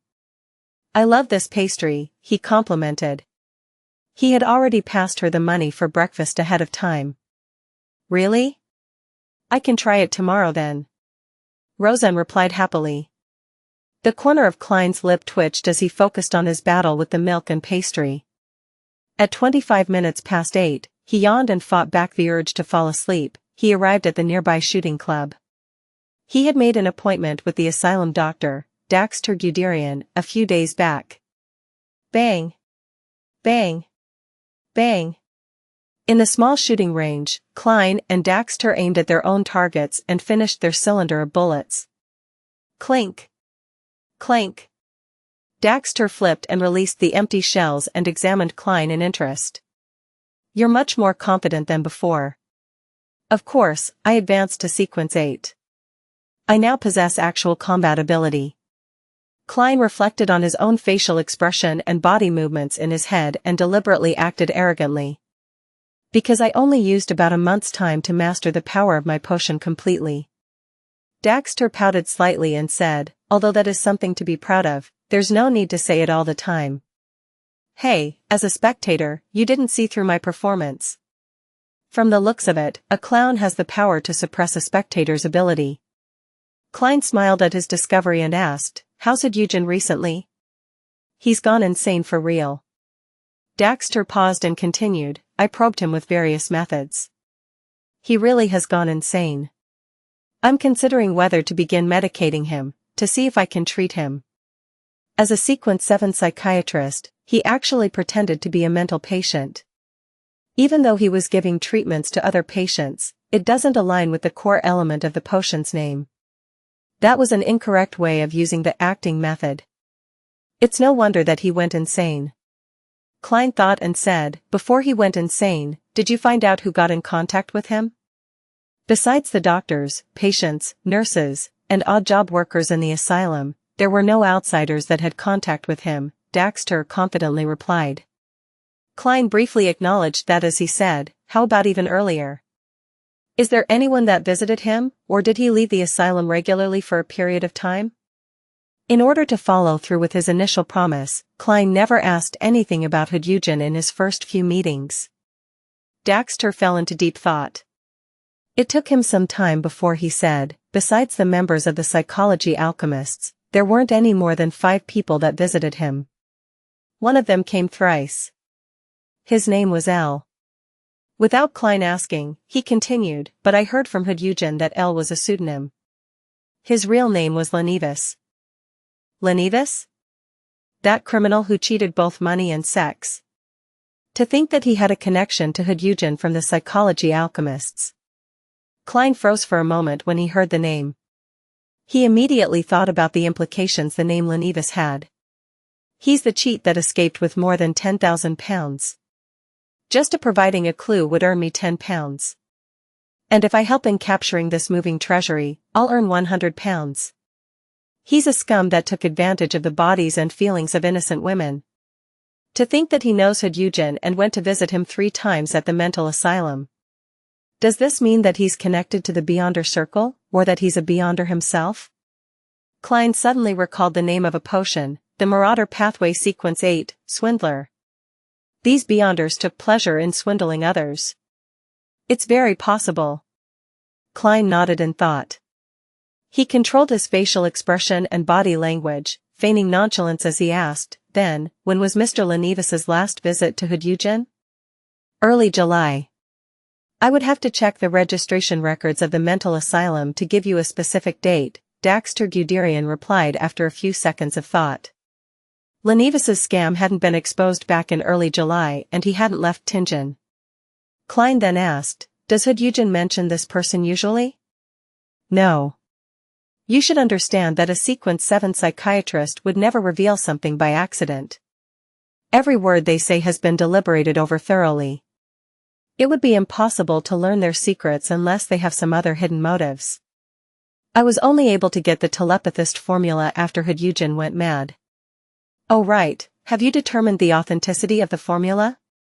Daxter expertly hid his feelings of pride toward his Pathways potion. Klein laughed and replied, it's authentic. When you need to advance, you can use that to concoct your potion without worry. We can help if the psychology alchemists are unable to provide you with the ingredients. Also, how have you been lately? Not too bad. Other than being a little worried about Eugen's condition, I feel rather relaxed. I no longer have symptoms of a split personality. You've helped me greatly in this regard, Daxter Guderian said, full of emotion. Klein wore a humble expression. It's only right. Let's return to the topic at hand. Since you said that a psychiatrist would deliberate over their every word before uttering it and wouldn't easily reveal their secrets, why did Hedeugen tell you that L is Lenivis? Was he hinting at something, or was trying to warn you of anything? Daxter froze for a moment, then creased his brows. This is really weird, to think that I didn't notice this. Other than that, Hedeugen didn't mention anything else. Could his motive be for me to tell the upper echelons of the association about the name Lenivis should he meet with any problems? The association's reaction seemed strange, too. After I informed them about Hedeugen's insanity, they did send a liaison. But after I described every detail, including Lenivis's name, there were no more replies from the upper echelons. It was like being a stone cast in the ocean.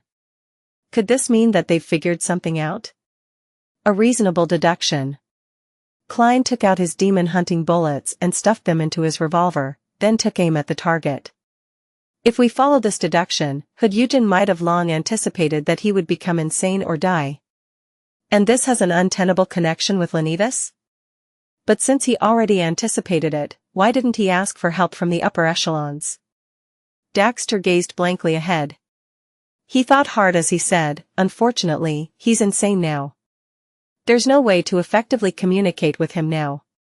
Perhaps some kind of temptation made him choose to take the risk.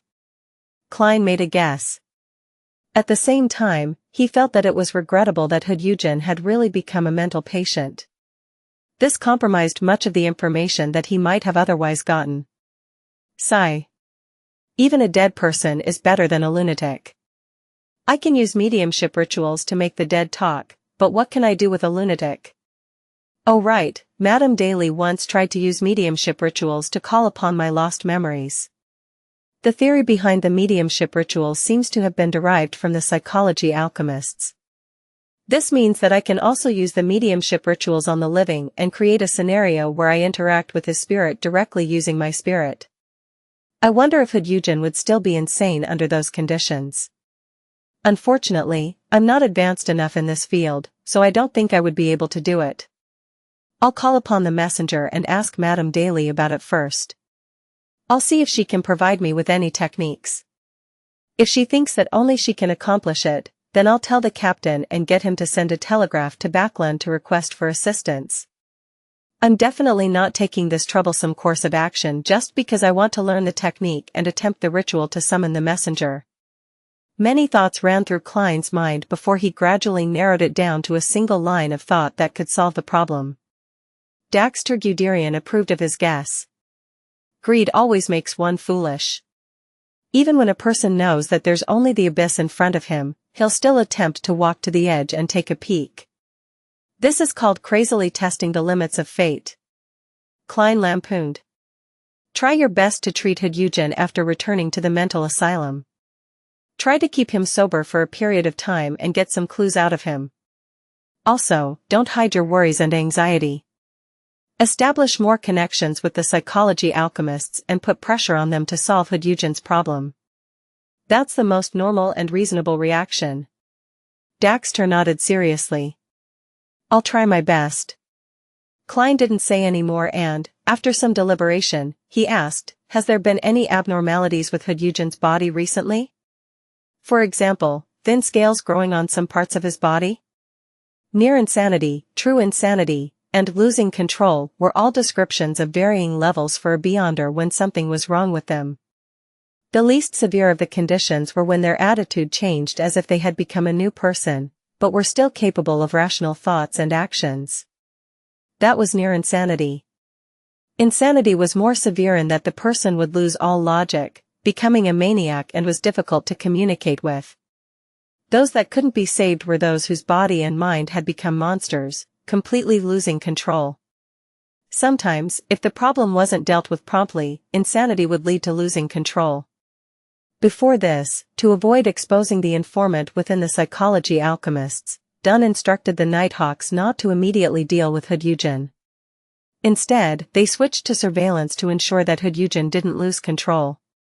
But if there were signs of him losing control, they would have to deal with him immediately. Daxter shook his head and let out a bitter laugh. No, you can ease your concern. I'm also very afraid that Hyujin will lose control, so I'm paying very close attention to detail. After all, I'm at the mental asylum 6 times a week. After exchanging a few more words, they left the shooting range 10 minutes apart. Klein fought back his intense desire to sleep and took a public carriage back to Daffodil Street. He opened the door and saw his sister sitting on the sofa. She was neither reading nor was she fiddling with machinery parts. She was just staring blankly ahead as if she had lost her soul. Tapping his molars gently, Klein activated his spirit vision and asked, puzzled, Melissa, did something happen? She looks healthy based on the colors of her aura, not malnourished like she was before. Melissa retracted her gaze and pursed her lips, then looked at the kitchen which was producing some noise. Bella has been recommending the way that her family prepares breakfast back at home. She said that it's very delicious. I agreed to let her try it out this morning. What method is that? Klein had an ominous feeling. Cooking all of the leftovers in a pot, then adding water and bread. Melissa repeated softly. This is the standard recipe for food of unknown origins. Klein pinched his forehead. And so? We shouldn't waste food. Melissa bit her lips and nodded. Sis, I feel like you are questioning life. Klein cleared his throat and suppressed his desire to laugh. He then asked, where's Benson? In the bathroom. Melissa broke free of her daze, as her eyes regained their luster. At that moment, he heard the sounds of flushing from the bathroom. Benson came out with a newspaper in hand. My dear Klein, shall we get you a portion of breakfast? No, I've already eaten. Klein shook his head resolutely, feeling lucky that he arranged to meet Daxter in the morning. Otherwise, he wouldn't have gotten Roseanne to buy breakfast for him. How regrettable. Otherwise, you would change your views on my culinary skills and be filled with confidence about it. Benson let out a self-deprecating laugh. At this moment, Melissa noticed something. She turned to look at Klein and said, You're back rather late today. Sis, be more innocent and lively. Don't worry about me all the time. The state you were in just now was great. Klein immediately smiled. I have good news. You passed the examination of the police department and can obtain an increased salary? Melissa asked without thinking. Benson also smiled and nodded. Klein grabbed his hat and stood at the edge of the living room. He said in amusement, How am I supposed to surprise you guys like that? After that, he added with a dry cough, Yes, my salary has increased several-fold. He hit his recent increment of 4 additional pounds a week. He intended to save up a small piggy bank for himself. After all, he couldn't just rely on the money in the unmarked account. Furthermore, mentioning that his salary had increased several-fold was enough to scare his siblings. 6 pounds? Melissa exclaimed in shock, finding it bizarre. I really need to change my job. Benson stroked his hairline. With the information Klein provided him, he had been putting a lot of effort into his studies. Without waiting for Klein to speak, Melissa said with a delighted expression, In that case, after deducting our normal expenses, you'll be able to save up enough money in 2 or 3 years to meet the standards of a marriageable gentleman. Well, it was Elizabeth who told me about the standards. Klein said at a loss, amused, That's something to be considered far into the future. Shouldn't we celebrate? I hereby announce that from today on, our staple food shall become white bread. After my workload decreases, we shall go try out delicacies from different restaurants. Melissa glanced at him, and, as though she did not hear what Klein had said, she said, Benson and I are attending Mass at the St. Selena Cathedral. Do you want to come? I am praising the goddess every day. Klein laughed. I need to catch up on sleep. He slept until 12:30 in the afternoon. After he had lunch with Benson and Melissa, he continued on with his mission of searching all the houses with red chimneys. When it was late at night, he sealed his room with spirituality and prepared to try the ritual for summoning spirit guide Daly's messenger. For Klein, setting up a simple ritual was as easy as breathing. Very soon, he was done preparing the ingredients, and he lit up the candle that represented himself. Looking at the flickering candlelight on the desk, Klein had an amusing thought for some baffling reason. Would this be considered holding a candlelight vigil in memory of myself? F***K, what the hell am I thinking? He reined back his thoughts and picked up the black rotten flour powder that belonged to the domain of death and sprinkled it onto the candle. In return, he caught a whiff of a smell that was akin to formaldehyde from his previous life. Immediately after that, he dripped full moon essence oil, a favorite item of the Evernight. Amidst a sizzling crackle, his surroundings suddenly became quiet, and there was a shapeless, magical surge. Klein took a step back and softly recited an ancient Hermes, I. Then, he changed into Hermes, I summon in my name. The spirit that wanders about the unfounded, the higher dimensional creature that a human orders, the messenger that belongs to daily Simone. Whoosh! The wind wailed and the dim candlelight was tainted with a blue luster. Under its illumination, the wall behind the desk produced translucent ripples, and a creepy face surfaced. Other than its mouth, it had no eyebrows, eyes, or nose. Its thick lips parted, and a long red tongue was extended. There were sharp, irregular teeth that lined its mouth. In addition, the tip of the tongue had 5 delicate fingers.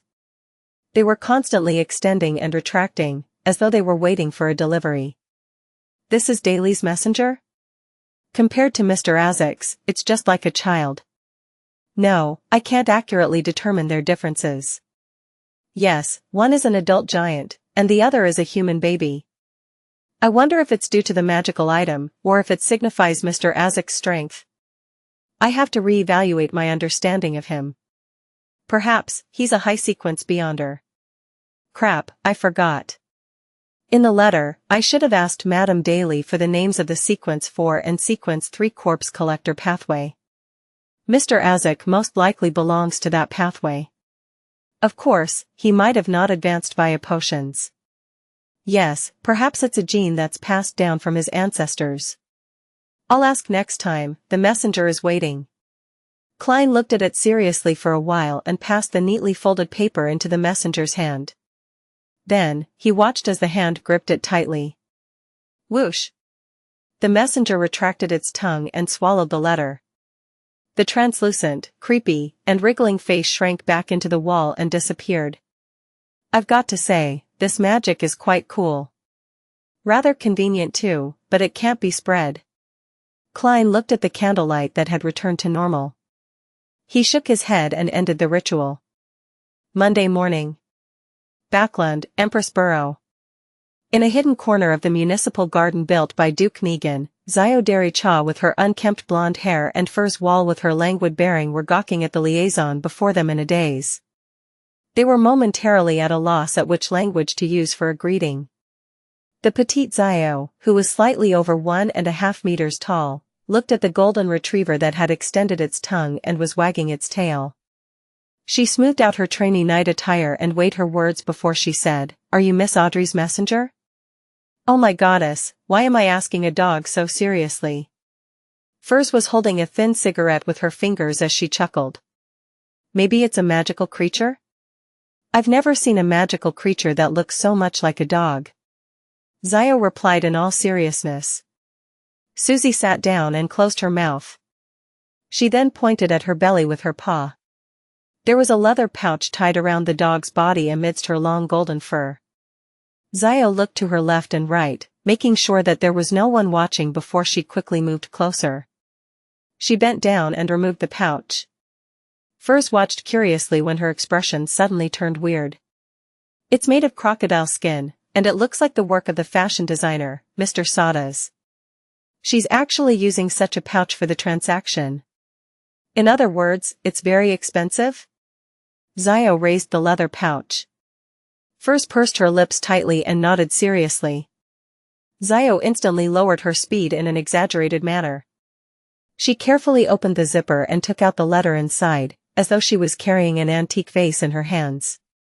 After she read it, she passed the letter to Furs. Furs burned it with her cigarette after reading it carefully. She watched as it turned into ashes and scattered onto the soil. There's no extra information provided. Xiao pouted subconsciously. She took out a neatly folded paper from the pocket of her trainee night attire. She looked at Susie in an imposing manner and exhorted subconsciously, "This is the investigation report for the past few days. You must pass this on to Miss Audrey Hall directly." Susie quivered and sat up straight, her tail was wagging vigorously. Xiao nodded in satisfaction, stuffed the stack of papers into the leather pouch, and tied it around Susie again. Susie howled and ran off very quickly. In the Hall family's luxurious villa, Audrey was sitting on the sofa of her own living room. She was holding a letter opener and was trying to open the letter before her. It was a letter sent by one of her brothers from the Balam Empire in the southern continent. There was a parcel that came along with the letter. At that moment, she saw Susie push open the half-closed door. The dog dashed over quickly. Susie sat on the carpet before Audrey and pawed at the leather pouch. "You really are an excellent messenger." Audrey wasn't stingy with her compliments. Susie looked back at the door. It induced vibrations in the air and said softly, "Your friend is very serious. When I saw her, she reminded me of the time when a hunter came to train us. She had been a complimentary gift when Count Hall bought hunting dogs." "Susie, your loan is getting more and more fluent. There are just a few problems with your logic in using the language." Audrey watched as her golden retriever took off the pouch on her own and skillfully pulled open the zipper.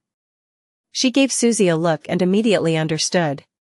She stood up and ran to lock the door. "There's no results so far, but we found that some vagrants disappeared around the Backland Bridge Borough. Though, we can't know for sure that it was Kalangos. Perhaps the vagrants merely changed their movement patterns suddenly." Audrey flipped through the investigation report and seriously wondered how she should reply to Xiao and Furs. "I'll tell Xiao that as long as she can track down Rear Admiral Hurricane, Kalangos, I'll buy the sheriff potion formula for her." No, that's not friendly enough. It would make her feel an inferiority complex. "Yes, I shall say, Xiao, I prepared your reward. As long as you can complete the task, 450 pounds will be yours." Sigh, as far as the main ingredients for the telepathist formula, I've only found the Farsman rabbit's spinal fluid. I still need the rainbow salamander's pituitary gland. Glaint, Xiao, and Furs have yet to find it. Audrey, cheer up. At least you've digested the spectator potion completely. Once you put together all the ingredients, you'll become a Sequence 8 Beyonder. Audrey reined in her thoughts, picked up a pen and paper, and quickly wrote a reply. She stuffed it back into the leather pouch and entrusted Susie to make another trip. She watched her golden retriever as she opened the letter that her brother had sent. She read it with a smile. "My dear sister, I think you should come to the southern continent too. Come over to the colonized regions of the Balam Empire. There's abundant sunlight, fresh air, a clean environment, freshly caught seafood, various unique cultures, and the very kind and obedient Balam people who make good servants, as well as the smell of freedom. On the contrary, Backland is cold and moist, the air is bad, there's always dust, and it's always gloomy. Plus, it's highly populated, which leads to all sorts of problems. And the endless balls, banquets, and salons. The social events are so boring and insipid that I wouldn't want to stay for a minute. Dear sister, I believe you share the same feeling. I'm not running away from home. I'm merely seeking my own place in life, but our brother definitely doesn't think so. He's always been a selfish person. Of course, he wouldn't be stingy with you, because you can only claim a tiny part of the family wealth, while I would be his biggest competition in the fight for the inheritance within the ranks of nobles. After all, our father is a count who takes a long view. He definitely wouldn't be restrained by the rule that the eldest sibling will inherit the rank of nobility. As long as he feels that it's necessary, he would do anything. Just like when he sold off half the farmland and pastures to enter the banking industry, regardless of the strong opposition. I miss Backland sometimes, mostly father, mother, and you. I miss the smile that you put on my face during those few years. You must have become the most dazzling gem in Backland, but unfortunately, I'll only be able to return after 2 years. A career is a man's pride, while the outstanding young people in the Lone Kingdom treat the world as their stage. You can tell our dear aunt that the coastal regions in the Balam Empire are very suitable for vacations, and especially suitable for her, given how her joints ache and swell in the winter. I sincerely invite her to be my guest. If you can come with her, that would be even better. I didn't send you too many gifts. They're mainly things that are rich with the traditions and styles of Balam, such as the unique yellow silk, and the ornaments that are filled with traits related to the worship of death. I remembered that you loved things regarding mysticism, so I'll look around for you. The culture here is full of mystery. After reading the letter, Audrey picked up a pen, paper, and writing board. She leaned back into the sofa, pursed her lips and wrote seriously, "My dearest Alfred. Although it has been less than a year, the little girl in your memories has grown up. I don't like mysticism anymore, so you don't have to search for those kinds of things. Because it's very dangerous." Audrey puffed up her cheeks and added in her head. She had heard of too many tragedies related to mysterious objects when participating in Beyonder gatherings and from stories Zio and Furs recounted. She thought and declared excitedly, "I'm now interested in biology. Recently, I've been in awe of the rainbow salamander. Can you ask around for me and find out where I can find one of these creatures, or if they have a complete corpse that has been preserved?" Audrey stopped writing after she finished sharing some interesting news and scandals about aristocrats. She then adopted a serious pose as she recalled something. With her exceptional memory as a spectator, she arranged the information that she had received from her father's teachings, as well as the news she heard during banquets and salons, into paragraphs. After creating a draft in her head, Audrey penned, "As for the political situation in Backland you asked about, it's not within my area of interest. I can describe it to you only based on my own impressions and the details that I happen to know. Some time ago, Father told me that after the abolishment of the Grain Act, the prices of crops were declining rapidly. The rent of farmland and pastures were also plunging, but I don't know the exact magnitude. I can only explain it to you with this example. As you know, Duke Megan is an aristocrat who owns the most land outside of the royal family. It's said that he owns more than £12 million worth of farmland, pastures, and forests. Last year, his land earned him a historic £1,300,000 in rent. But this year, it's forecast that his rent will only be £850,000, a whole £450,000 less. That's more than the entirety of the assets that I'm entitled to. Without any further explanation from me, I'm sure that my dear brother will understand the behavior of most old-fashioned nobles. They're proud of being landowners, and their income is derived mostly from rent. They place a heavy emphasis on their appearance and would maintain their current lifestyle even if they have to go into debt. They spend tens of thousands of pounds on the upkeep of their castles each year, many more thousands on clothes and jewelry, as well as their persistent hunting activities, social banquets, and the occasional lavish weddings and funerals, etc., etc. With the decrease in rent, according to my knowledge, a good portion of the nobles have met with financial difficulties. Because of this, Count Wolf has sold 84,000 ares of land in the countryside and gotten £29,000 in return. Discount Conrad has also sold his art collection worth £55,000 to a national art gallery. Other than a few visionary nobles who had long shifted their focus to steel, coal, railroads, banks, and rubber industries, the rest of the nobles have been severely affected by the Grain Act. Let us praise our dear Count Hall. Father told me that the financial distress will loosen the control the nobles have over politics. As you can imagine, the number of ministers with blue blood will decline from the next year onward. In a bid to secure funding, the Conservative Party and the New Party have promised to confer upon anyone the noble titles as long as they donate a sufficient amount of money and lack any criminal records. Of course, the caveat is that the person who donated the money must own an amount of land befitting of a noble. One example is the rich Mr. Sindras. He purchased the lowest area of land expected of a baron, 60,000 ares, then donated £100,000 to the Carlton Club and £400,000 to the Conservative Party, and donations to charity amounting to £300,000. Finally, he succeeded in receiving conferment from His Majesty and became a highly regarded baron.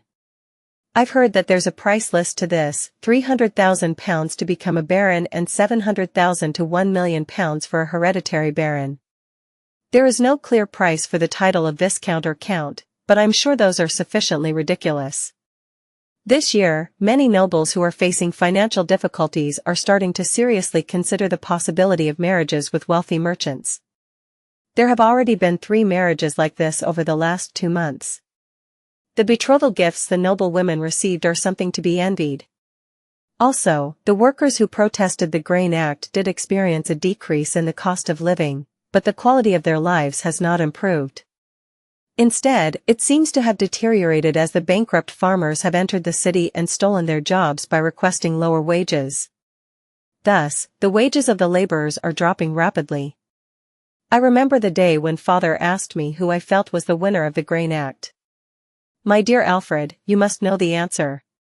You would definitely be able to obtain a hereditary baron title through your own efforts.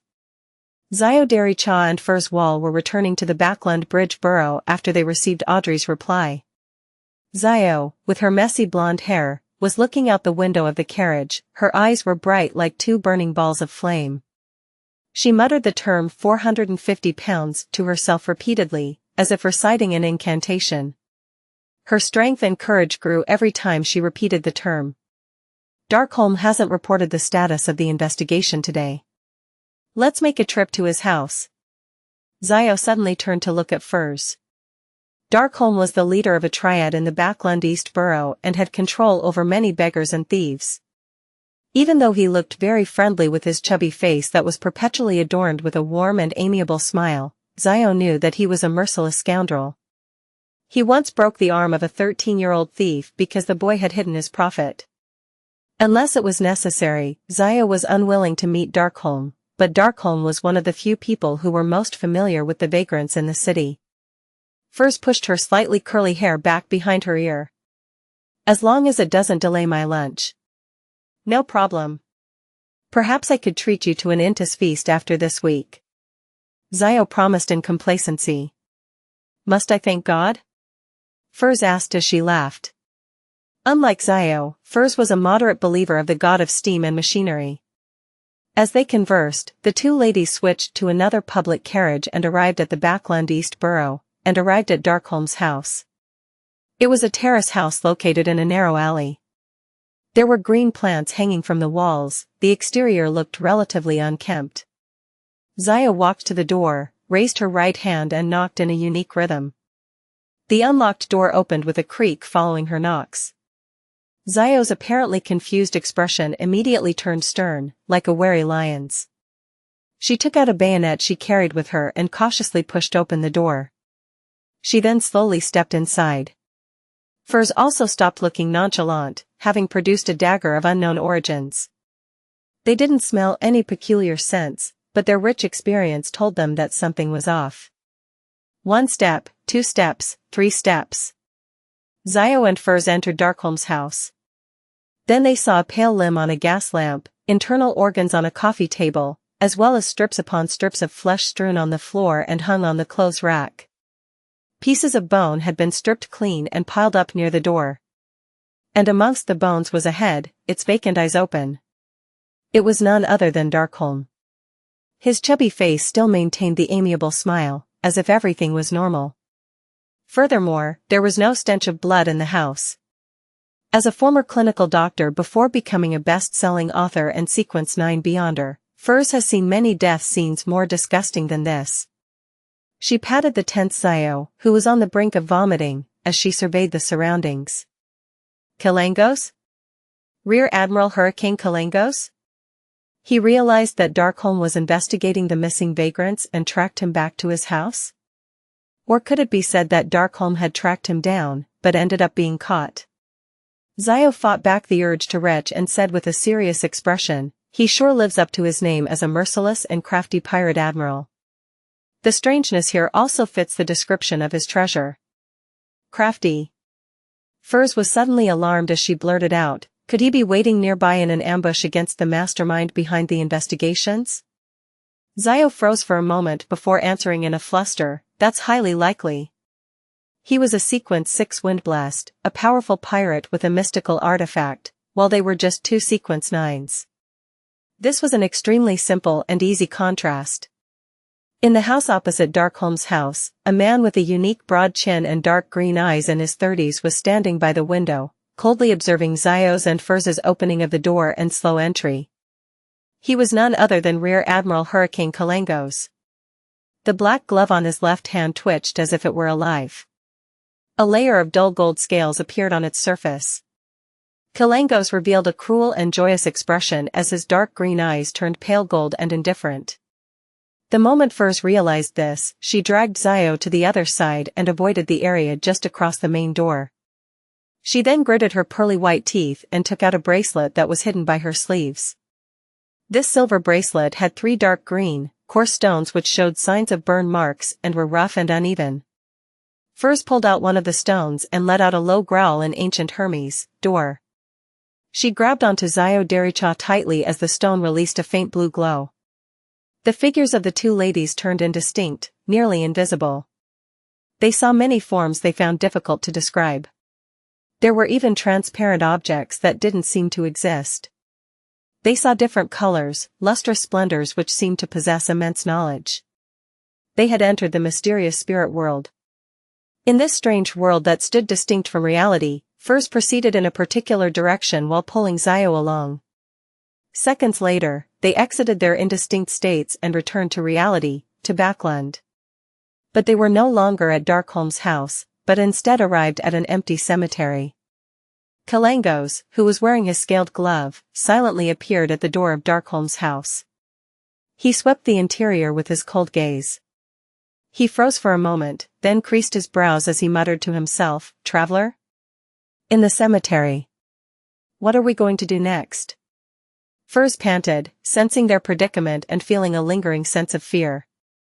The bracelet was a mystical item she had received along with the formula for apprentice and its corresponding materials back during a fortuitous encounter of hers. Other than causing her to hear strange, faint murmurings during the full moon every month, it posed no threat. There were originally 5 stones on the bracelet, each stone allowing her to traverse through the spirit world, technically allowing her to teleport. But now, there were only 2 stones left. Zio calmed herself down and nodded solemnly. "First notify Miss Audrey, then we call the police." "Call the police?"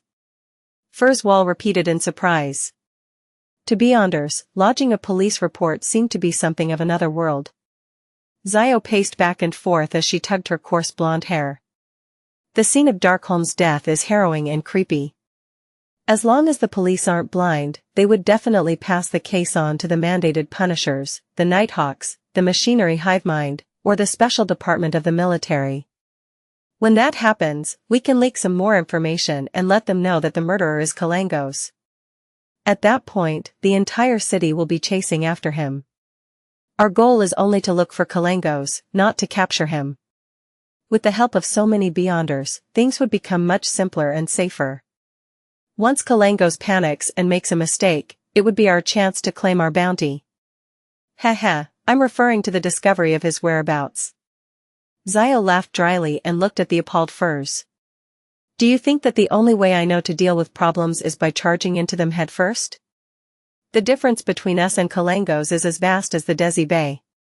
Furz nodded slowly and said, "Your understanding of yourself is absolutely right. You've done too many things of a similar nature. Hence, the losses that you've suffered is sufficient for you to advance to Sequence 8. Luckily, you're still rational enough regarding this matter." Zio lowered her head to look at her bayonet. She thought for a moment and said, "I have to be honest. I clearly sensed the approach of death earlier. Kalengos was no doubt nearby. That was an aura evil enough to destroy us at any time. That triggered an instinctual response in me." Furz wore her silver bracelet that had 2 stones left and thought seriously. "I agree with your idea. Let's inform Miss Audrey first and lodge the police report after. Yes, regardless if it was Darkholm or his underlings who found Kalengos' traces, we could continue to investigate with that approach and find out Kalango's activity range and the location of his residence. Xiao creased her slim blonde eyebrows and said, but Kalango's would definitely not remain in the same place. Even as one of the 7 pirate admirals, even if he had the assistance of a mystical artifact, Kalango's had to be extremely careful in Backland. Even Nast, the king of the 5 seas, had once encountered disaster here and was nearly caught. No, what I meant was, to surmise or confirm the purpose of Kalango's visit to Backland based on the clues. Once we know what he's trying to do, no matter how he disguises himself or what tricks he pulls, he'll be exposed to us in the end. Then, our mission would be accomplished, Furs explained in detail. 2 years of novel writing experience tells me that things would become simple once we grasp the crux of the matter. Xiao looked at her best friend in shock. She couldn't believe the woman had just made such a logical statement. I'm different from you. I'm merely too lazy to think, while you think with your muscles. Furs pursed her lips, leaned her head sideways, and smiled. Teasing me doesn't make you smarter. Xiao tried to smooth out her few strands of blonde hair that was sticking out. Alright, let's head over to Empress Burrow and tell Miss Audrey about this. Furs nodded faintly and said, so, what's our emergency contact method with Miss Audrey? Xiao was momentarily put at a loss. She looked afar at the tombstone as she said, she told me that pet dog of hers we saw earlier walks herself at least 5 times a day. Well, the next walk should be after lunch. In other words, we have to loiter around suspiciously outside Count Hall's luxurious manor. The corner of Furs's lips twitched. Xiao suddenly looked sideways and revealed an obsequious smile. Furs, or would you prefer to just sneak in? I don't think that would be difficult for you. It's what you're good at. A hereditary count for centuries, one of the most influential parliament members in the House of Lords, the largest shareholder of Varvat Bank, the 4th largest shareholder of Backland Bank, the special consultant of the Royal Bank of Loan, the 3rd largest shareholder of Suchet Bank in the Intis Republic, the 2nd largest shareholder of Constant Coal and Steel Consortium, and so on. These are the titles of Miss Audrey's father. Xiao, use your brain, how could a man like that not employ any beyonders? Would he not have any prized collections? This is different from those destitute viscounts and barons. Furs replied in exasperation. I swear in the name of God, if I were to sneak in, I would be discovered and caught within 5 minutes. Xiao nodded continuously in agreement. Let's wait for the golden retriever then. With that said, she led the way. After she took a few steps forward, she spoke with her back facing Furs. Well, I will compensate you for your losses and the damages in the future. I'm referring to the stone, of course. Listening to that, the corner of Furs's lips lifted and she said, I was saving myself. And, Xiao, you're going the wrong way. God, if you were an apprentice and ended up becoming a traveler in the future, it would be a disaster. Outside Count Hall's luxurious manor. Xiao and Furs hid behind an Intis parasol tree and secretly observed their target building in silence, watching the people walking to and fro. After God knows how long, they finally saw the golden retriever come out from a hidden hole under the wall. It pricked up its ears and looked to its left and right, appearing very cautious. Just as Susie started taking its walk happily, a black male dog popped up from nowhere. It fawned on Susie and started running around in circles. This is the first time I'm seeing a dog show such a human-like reaction. Just how much does it hate that black dog? Xiao sighed. She could tell from Susie's gaze and facial expression that there was obvious detest. Furs smiled and said, it's just like encountering a rash, disgusting, and persistent lecher. Seeing Susie attempt to speed up to escape the black dog's pursuit, Xiao stood up to administer justice. My ruling is for you to leave her alone. Xiao shouted with a mask of solemnity. The black dog was taken aback and immediately scampered away with its tail between its legs. Susie let out a breath of relief and slowed down. It barked politely and wagged its tail. That was close, I nearly said thank you to them. The golden retriever thought in joy. That would have been a very awkward situation. A melodic tune slowly came to a halt as Audrey picked up the latest intelligence Zio and Furs had delivered and read it with knitted brows. She closed the piano cover and stood up elegantly. She paced back and forth in her piano room and considered her next course of action. Kalangos is a very dangerous man. If Zio and Furs continued investigating, they might end up in danger. It might even expose me. Yes, I should just proceed according to their suggestion. Oh yeah, it's another 2 hours until the Tarot Club. I wonder what Mr. Fool would suggest. If he's still not interested, I'll discuss it with the Hanged Man carefully. Audrey gradually calmed herself down. This was the first time she had encountered, or perhaps was described as being placed in such a perilous situation. There was already one death. 3 in the afternoon. Audrey's vision recovered from a crimson and blurry state before seeing the boundless gray fog that didn't belong to reality, the lofty palace that looked like the home of a giant, the long ancient mottled bronze table, and the fool who was always engulfed by a thick layer of fog.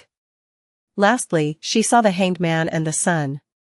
At that moment, Audrey's tense and anxious emotions seemed to relax. She felt so safe, so calm. I'm participating in the Tarot Club that doesn't belong in the material world, and I'm dealing with Mr. Fool who's nearly a god. Kalangos and I are on different levels. Audrey sat in an upright position proudly. She lifted her chin slightly and greeted cheerfully, "Good afternoon, Mr. Fool." "Good afternoon, Mr. Hanged Man." "Good afternoon, Mr. Sun." After they greeted one another, Klein saw that Miss Justice was indicating her desire to speak, therefore, he nodded faintly to express his permission. "Honorable Mr. Fool, I wonder if your adorer has received the compensation of £300? Audrey asked, holding back her urge to talk about Kalangos while she showed concern over her leader's adorer. Klein smiled and said, "I didn't pay close attention to this matter. But as my adorer didn't request for additional help, I suppose he has already received it." "Yes, I've checked multiple times. There are £300 lying in my anonymous bank account." Klein added in his head happily. "That's great." Audrey relaxed and looked across her. "Mr. Hanged Man, there's been progress regarding Kalangos." Alger suddenly sat up straight. He couldn't hide his excitement as he asked, "Where is he?" "Unfortunately, he noticed our investigations just after we discovered his tracks. He killed one of the personnel involved." Audrey repeated the highlights of Zio's and Furz's story and explained their follow-up plan in detail. Alger nodded faintly and said, "I'll pay close attention." Then, he turned to the side and looked towards the seat of honor at the long bronze table. Under the vacant gaze of the sun, Derek, who listened but didn't understand anything, he said, "Honorable Mr. Fool, if I were to find out Kalangos' true intention and the very important and magical item that he intends to obtain, please allow me to recite your name and inform you through the ritual." He didn't repeat his request for the fool's adorer to provide him assistance.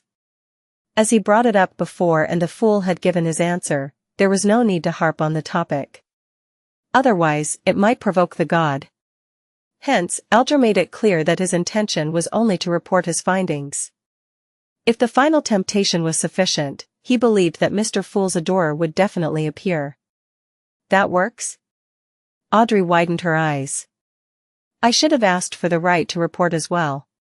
I might be able to gain Mr. Fool's guidance occasionally." She thought with regret. Under everyone's gaze, Klein leaned back into his chair and nodded faintly. He replied slowly, "You may." Alger heaved a sigh of relief when he heard the fool's answer. He lowered his head and humbly said, "Please allow me to thank you in advance. That's because I'm also curious about the item Kalangos is searching for. I want to know about the item that can allow a Sequence 6 Wind Blast to have the strength of a Sequence 4. I'm also curious about what a pirate admiral is going to do in Backland." Klein smiled, maintaining his profound posture. "It's not like I promised to provide assistance after I hear your prayers," he emphasized in his heart. But now, he was a lot more confident than before. Now, he had actual allies and the mysterious Mr. Azek who was currently in Backland. If it was absolutely necessary, Klein was willing to use the bronze whistle to enlist the help of Azek. Of course, he definitely wouldn't mention the tarot club. He would probably say he got information from some random source. There were still two problems that existed in this matter. First, Klein was only limited to a cooperative relationship with Azek.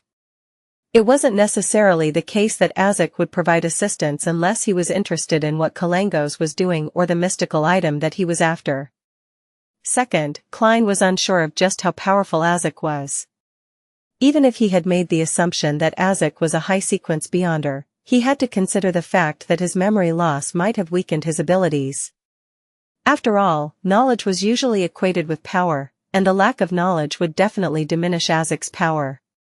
If that was the case, Klein couldn't guarantee that Azek could deal with Kalangos, especially with the latter wielding the creeping hunger. Klein was afraid that he would be placing Azek in danger, so he was unwilling to trouble Azek unless he absolutely had to. Now that I think about it, Mr. Azek's terrifying messenger can be summoned with the bronze whistle. No, that thing doesn't look like a messenger at all. It could take the role of an evil boss. So, even if Mr. Azek cannot beat the creeping hunger augmented Kalangos, he should be able to defend himself easily and have enough power left to save the Hanged Man, Miss Justice, and her partners. Klein shifted his posture as he thought, still leaning against the back of his chair. He propped his right leg over his left. The Hanged Man Alger looked at the fool and spoke once again. I'm about to receive a batch of pages from Emperor Rozel's diary. I believe that I can present them to you in the next gathering, or the gathering after that. According to the arrangement of the Church of the Lord of Storms, Pritz Harbor was under the jurisdiction of the Baklan Diocese. Thus, Alger could enter the capital and wait for Rear Admiral Hurricane Kalangos to show himself under the guise of reporting about his previous voyage. Bakland had been the headquarters of the Church of the Lord of Storms until the end of the last epoch, having shifted their holy altar to Pasu Island only after the establishment of the Lone Kingdom. Regardless, the status of the Church of the Lord of Storms in Bakland was second only to the headquarters of the seven great churches. One could imagine the information the Church of the Lord of Storms held. Under these circumstances, Alger was confident that he would be able to collect pages of Emperor Rozel's diary in the name of research. After all, they were indecipherable at present. Klein allowed joy to color his tone, as he said with a gentle nod, very good. What he was really feeling right now was a mix of joy and worry. He was happy that he could see several pages of Emperor Rozel's diary soon. They might contain a lot of useful information, but he was also worried about what he had to give the Hanged Man in return. After all, no one knew if the Hanged Man would be interested in the contents of the diary, or if the content was valuable enough. Even a seer is unable to determine that in advance. Must I really let my adorer help him? Klein gave a silent sigh. Audrey Hall hurriedly spoke up when she saw the conversation between the Hanged Man and the Fool end. Honorable Mr. Fool, may I recite your name and inform you using a ritual should I receive any timely and useful information? Timely. Look, Miss Justice's choice of words is so refined. Compared to her, you are too vulgar, the Hanged Man. Klein nodded slightly, saying past the fog, you may. Great. Audrey secretly clenched her fists. At the same time, Klein turned to look at the son, Derek Berg, who had been silently listening to their conversations. He spoke, his tone was peaceful, the same goes for you as well. Yes, Mr. Fool. Derek lowered his head. The majestic palace was silent for a few seconds before Audrey spoke. I need the complete pituitary gland of a rainbow salamander. One of the main ingredients of the telepathist potion? Hanged Man Alger nodded slightly as if he was contemplating. I don't have it. To be honest, I've only seen this creature in textbooks. The son, Derek, heard the term automatically translated to him as Phantom Netherdrake. What kind of textbook would discuss a supernatural creature? How envious. I can only get information like that at a Beyonder gathering, through word of mouth, or through a crumpled piece of paper. There's no system in place, and my search for knowledge lacks organization. I'll find a way to trade for the son's textbook in the future. Oh, he was interested in the formula for the Bard potion. Audrey thought, a little envious. At that moment, Alger looked at the fool, then retracted his gaze. He then looked opposite him and said in thought, I might have a way of obtaining the complete pituitary gland of the rainbow salamander. Without waiting for Audrey to speak, he added on, but it's under the premise that Kalangos is found. When the time comes, the complete pituitary gland of the rainbow salamander would be equivalent to the extra compensation that I owe you.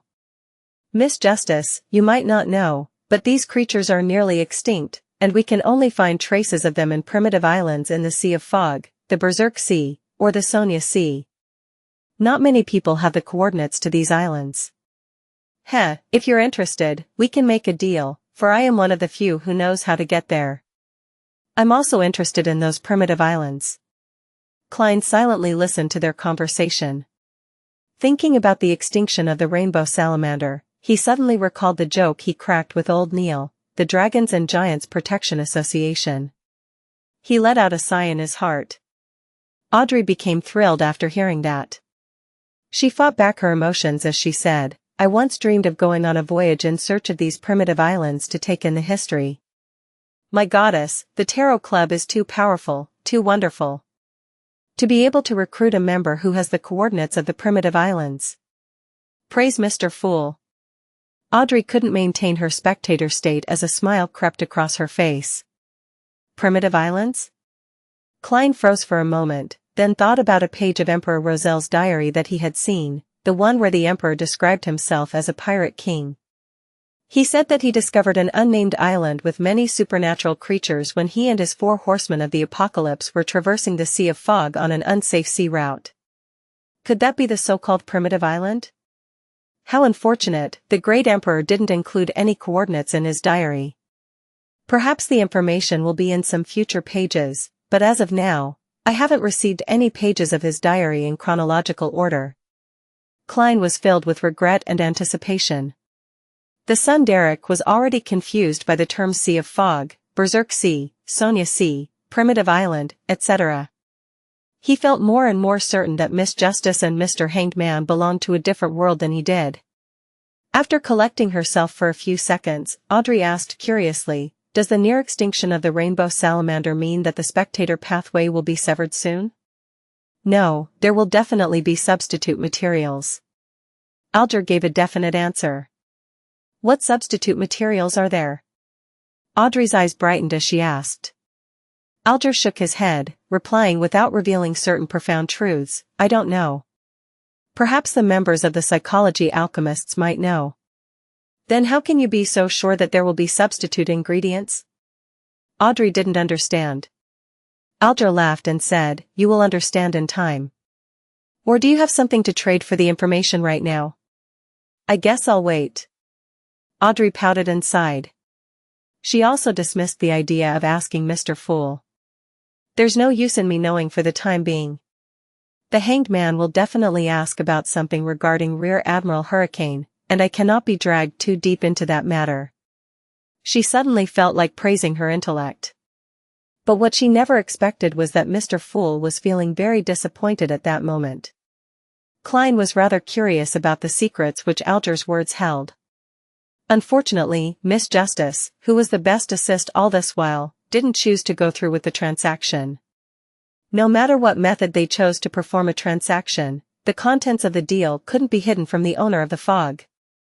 Well, even if the rainbow salamander is nearing extinction, the psychology alchemists are still giving out formulas listing it as an ingredient instead of providing a substitute.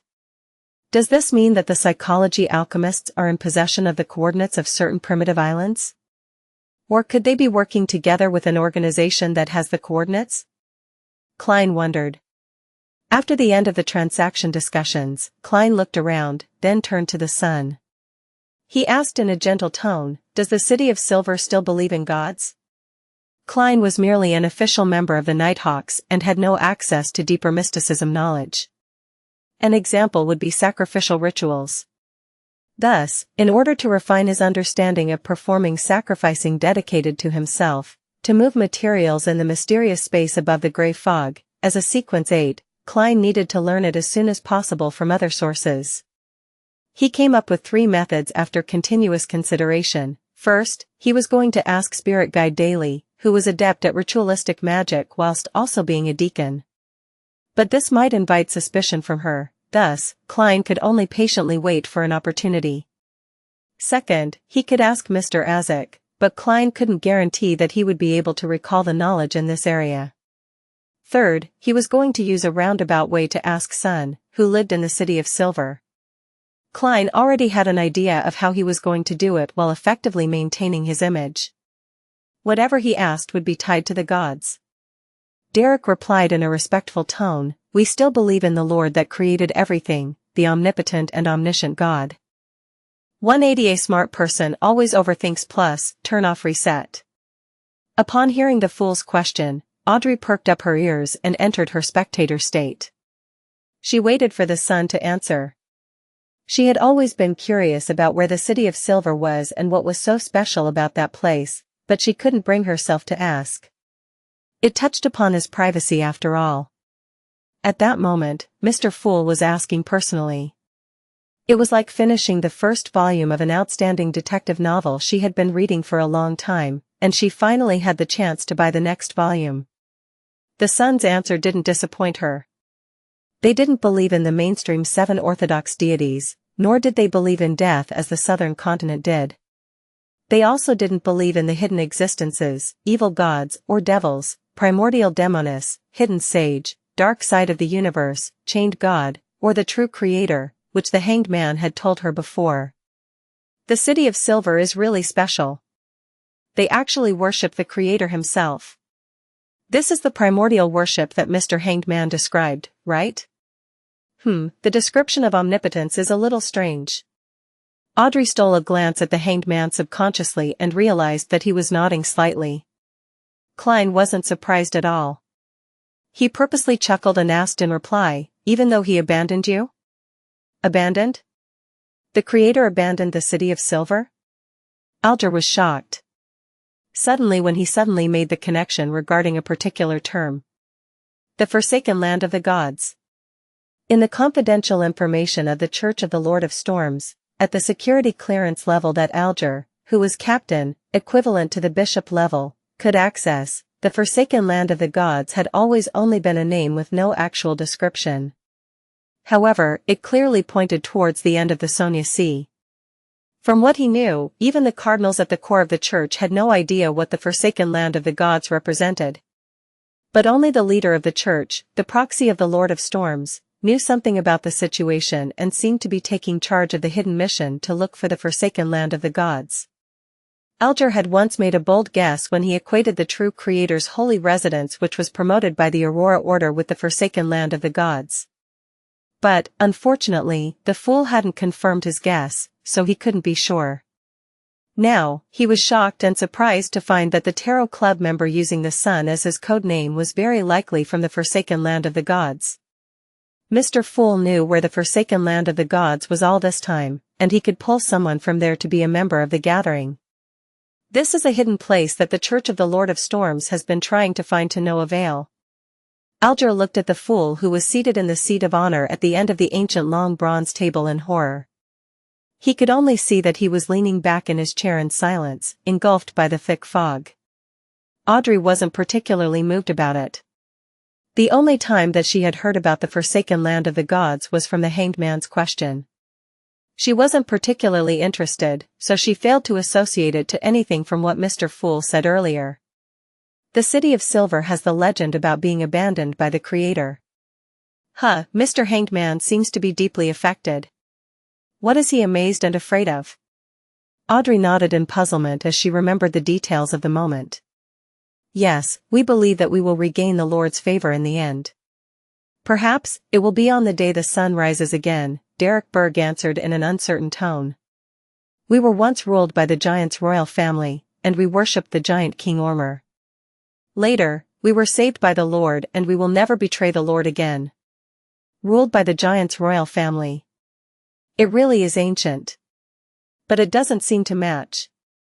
Alger, who had guessed at something, suddenly recalled the description about the second epic in the hidden chapter of the Book of Storms.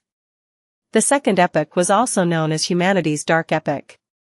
At the time, the sky, ocean, and land were ruled over by dragons, giants, elves, mutants, devils, phoenixes, demonic wolves, and dead spirits.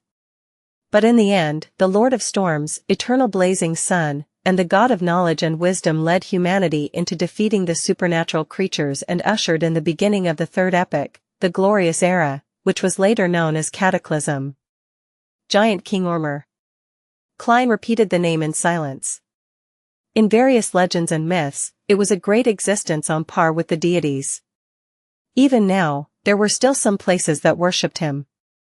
Even the most famous and most expensive grape wine in the Intis Republic was named after Ormur. It was said that the Giant King particularly fancied grape wine which was like blood. Considering the fact that the Church of the God of Combat is in control of the complete pathway of the warrior, which once belonged to the giants, can I assume that Ormur was the ancient god of combat? Klein guessed. He nodded deliberately but didn't think any further about it. He then asked calmly, "Do you still offer sacrifices to this omnipotent god?" "Yes, we still do. But since the day we were abandoned, we have never gotten any response." Derek's voice had a hint of unconcealed pain. Klein leaned against the back of his chair leisurely. He half closed his eyes and said, "Describe the process of your offering ritual in detail. Does Mr. Fool want to figure out the truth behind the City of Silver's abandonment? Or does he want to determine if the Creator still exists?" Alger suddenly felt a shock through his body and he quivered. Not only was he afraid, but he was also excited too. This was because he felt he was being made privy to the secrets between deities. That made him feel like he had been elevated to a whole new level. "I've been chasing after power, after strength. Didn't I do it to achieve this kind of feeling?" Alger leaned back, lifted his chin, and got carried away with his thoughts. Mr. Hanged Man's mental state doesn't seem to be normal. Audrey looked at him with pity. She finally understood that there might be some sort of shocking secret behind the communication between Mr. Fool and the sun, which led to the Hanged Man's loss of composure. "After the Kalangos commission is over, I'll pay the price to get information about what Mr. Hanged Man learned today. I wonder if he would be willing to." Audrey thought in anticipation, yet was still a little worried. Derek didn't notice the weight that was hanging on his answer as he replied frankly, "We build opulent altars covered in the Lord's symbol. Every time we receive a bumper black-faced grass harvest, we hold a sacrificial ritual.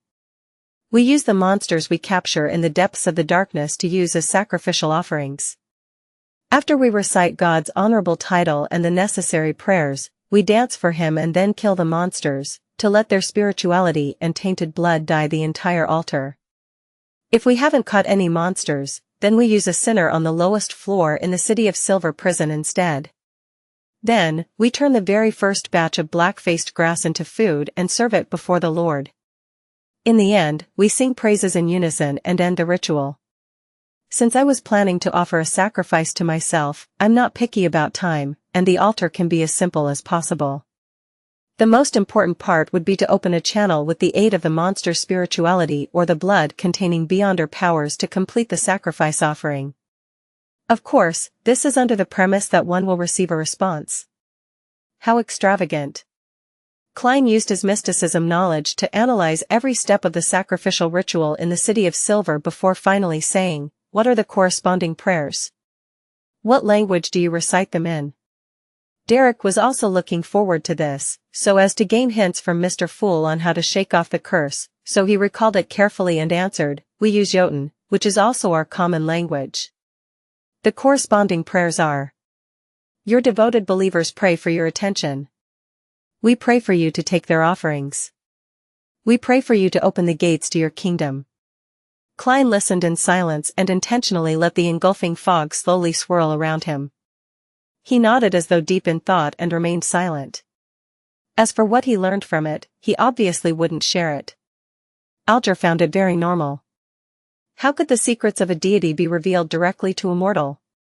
Derek also steeled his resolve to quickly grow in power, so that he could obtain something that could garner Mr. Fool's interest in exchange for his guidance. After some more communication, Klein ended the gathering. He watched Justice's, the Hanged Man's, and the Sun's figures vanish before him. He looked down and saw the boundless gray fog and crimson stars that seemed eternally immutable. However, after he advanced to Sequence 8, he realized that he could connect even more stars.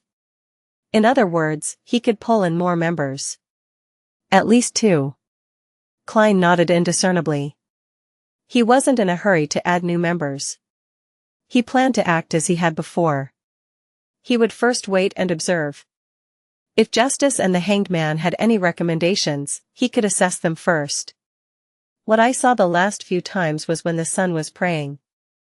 There was a clear crystal ball before him, but ever since I pulled him into the world above the grey fog, that crystal ball has never appeared again. Does the prerequisite needed to pull people in through the connection of the Crimson Star have something to do with having a special item around them? Or does every Crimson Star correspond to an item in reality, which, when it's connected successfully, it would return to the world above the grey fog? I wonder if Miss Justice and Mr. Hanged Man were the same. Let's just assume that's the case. In that case, if people without this special item were to recite, "The fool that doesn't belong to this era, the mysterious ruler above the grey fog, the king of yellow and black who wields good luck," and allow me to hear their prayers, would I be able to pull them in? I can give it a try in the future. Klein didn't stay any longer. He wrapped himself with spirituality and stimulated a descent, leaving behind the lofty palace, the ancient table, and the 22 high-backed chairs which sat immutably above the grey fog. He had mastered the overflowing power of the clown potion and eliminated the corresponding negative effects. Therefore, he wanted to try the ritual to summon himself. I wonder what I'll conjure this time. Klein thought in anticipation and fear as he fell through the mad ravings.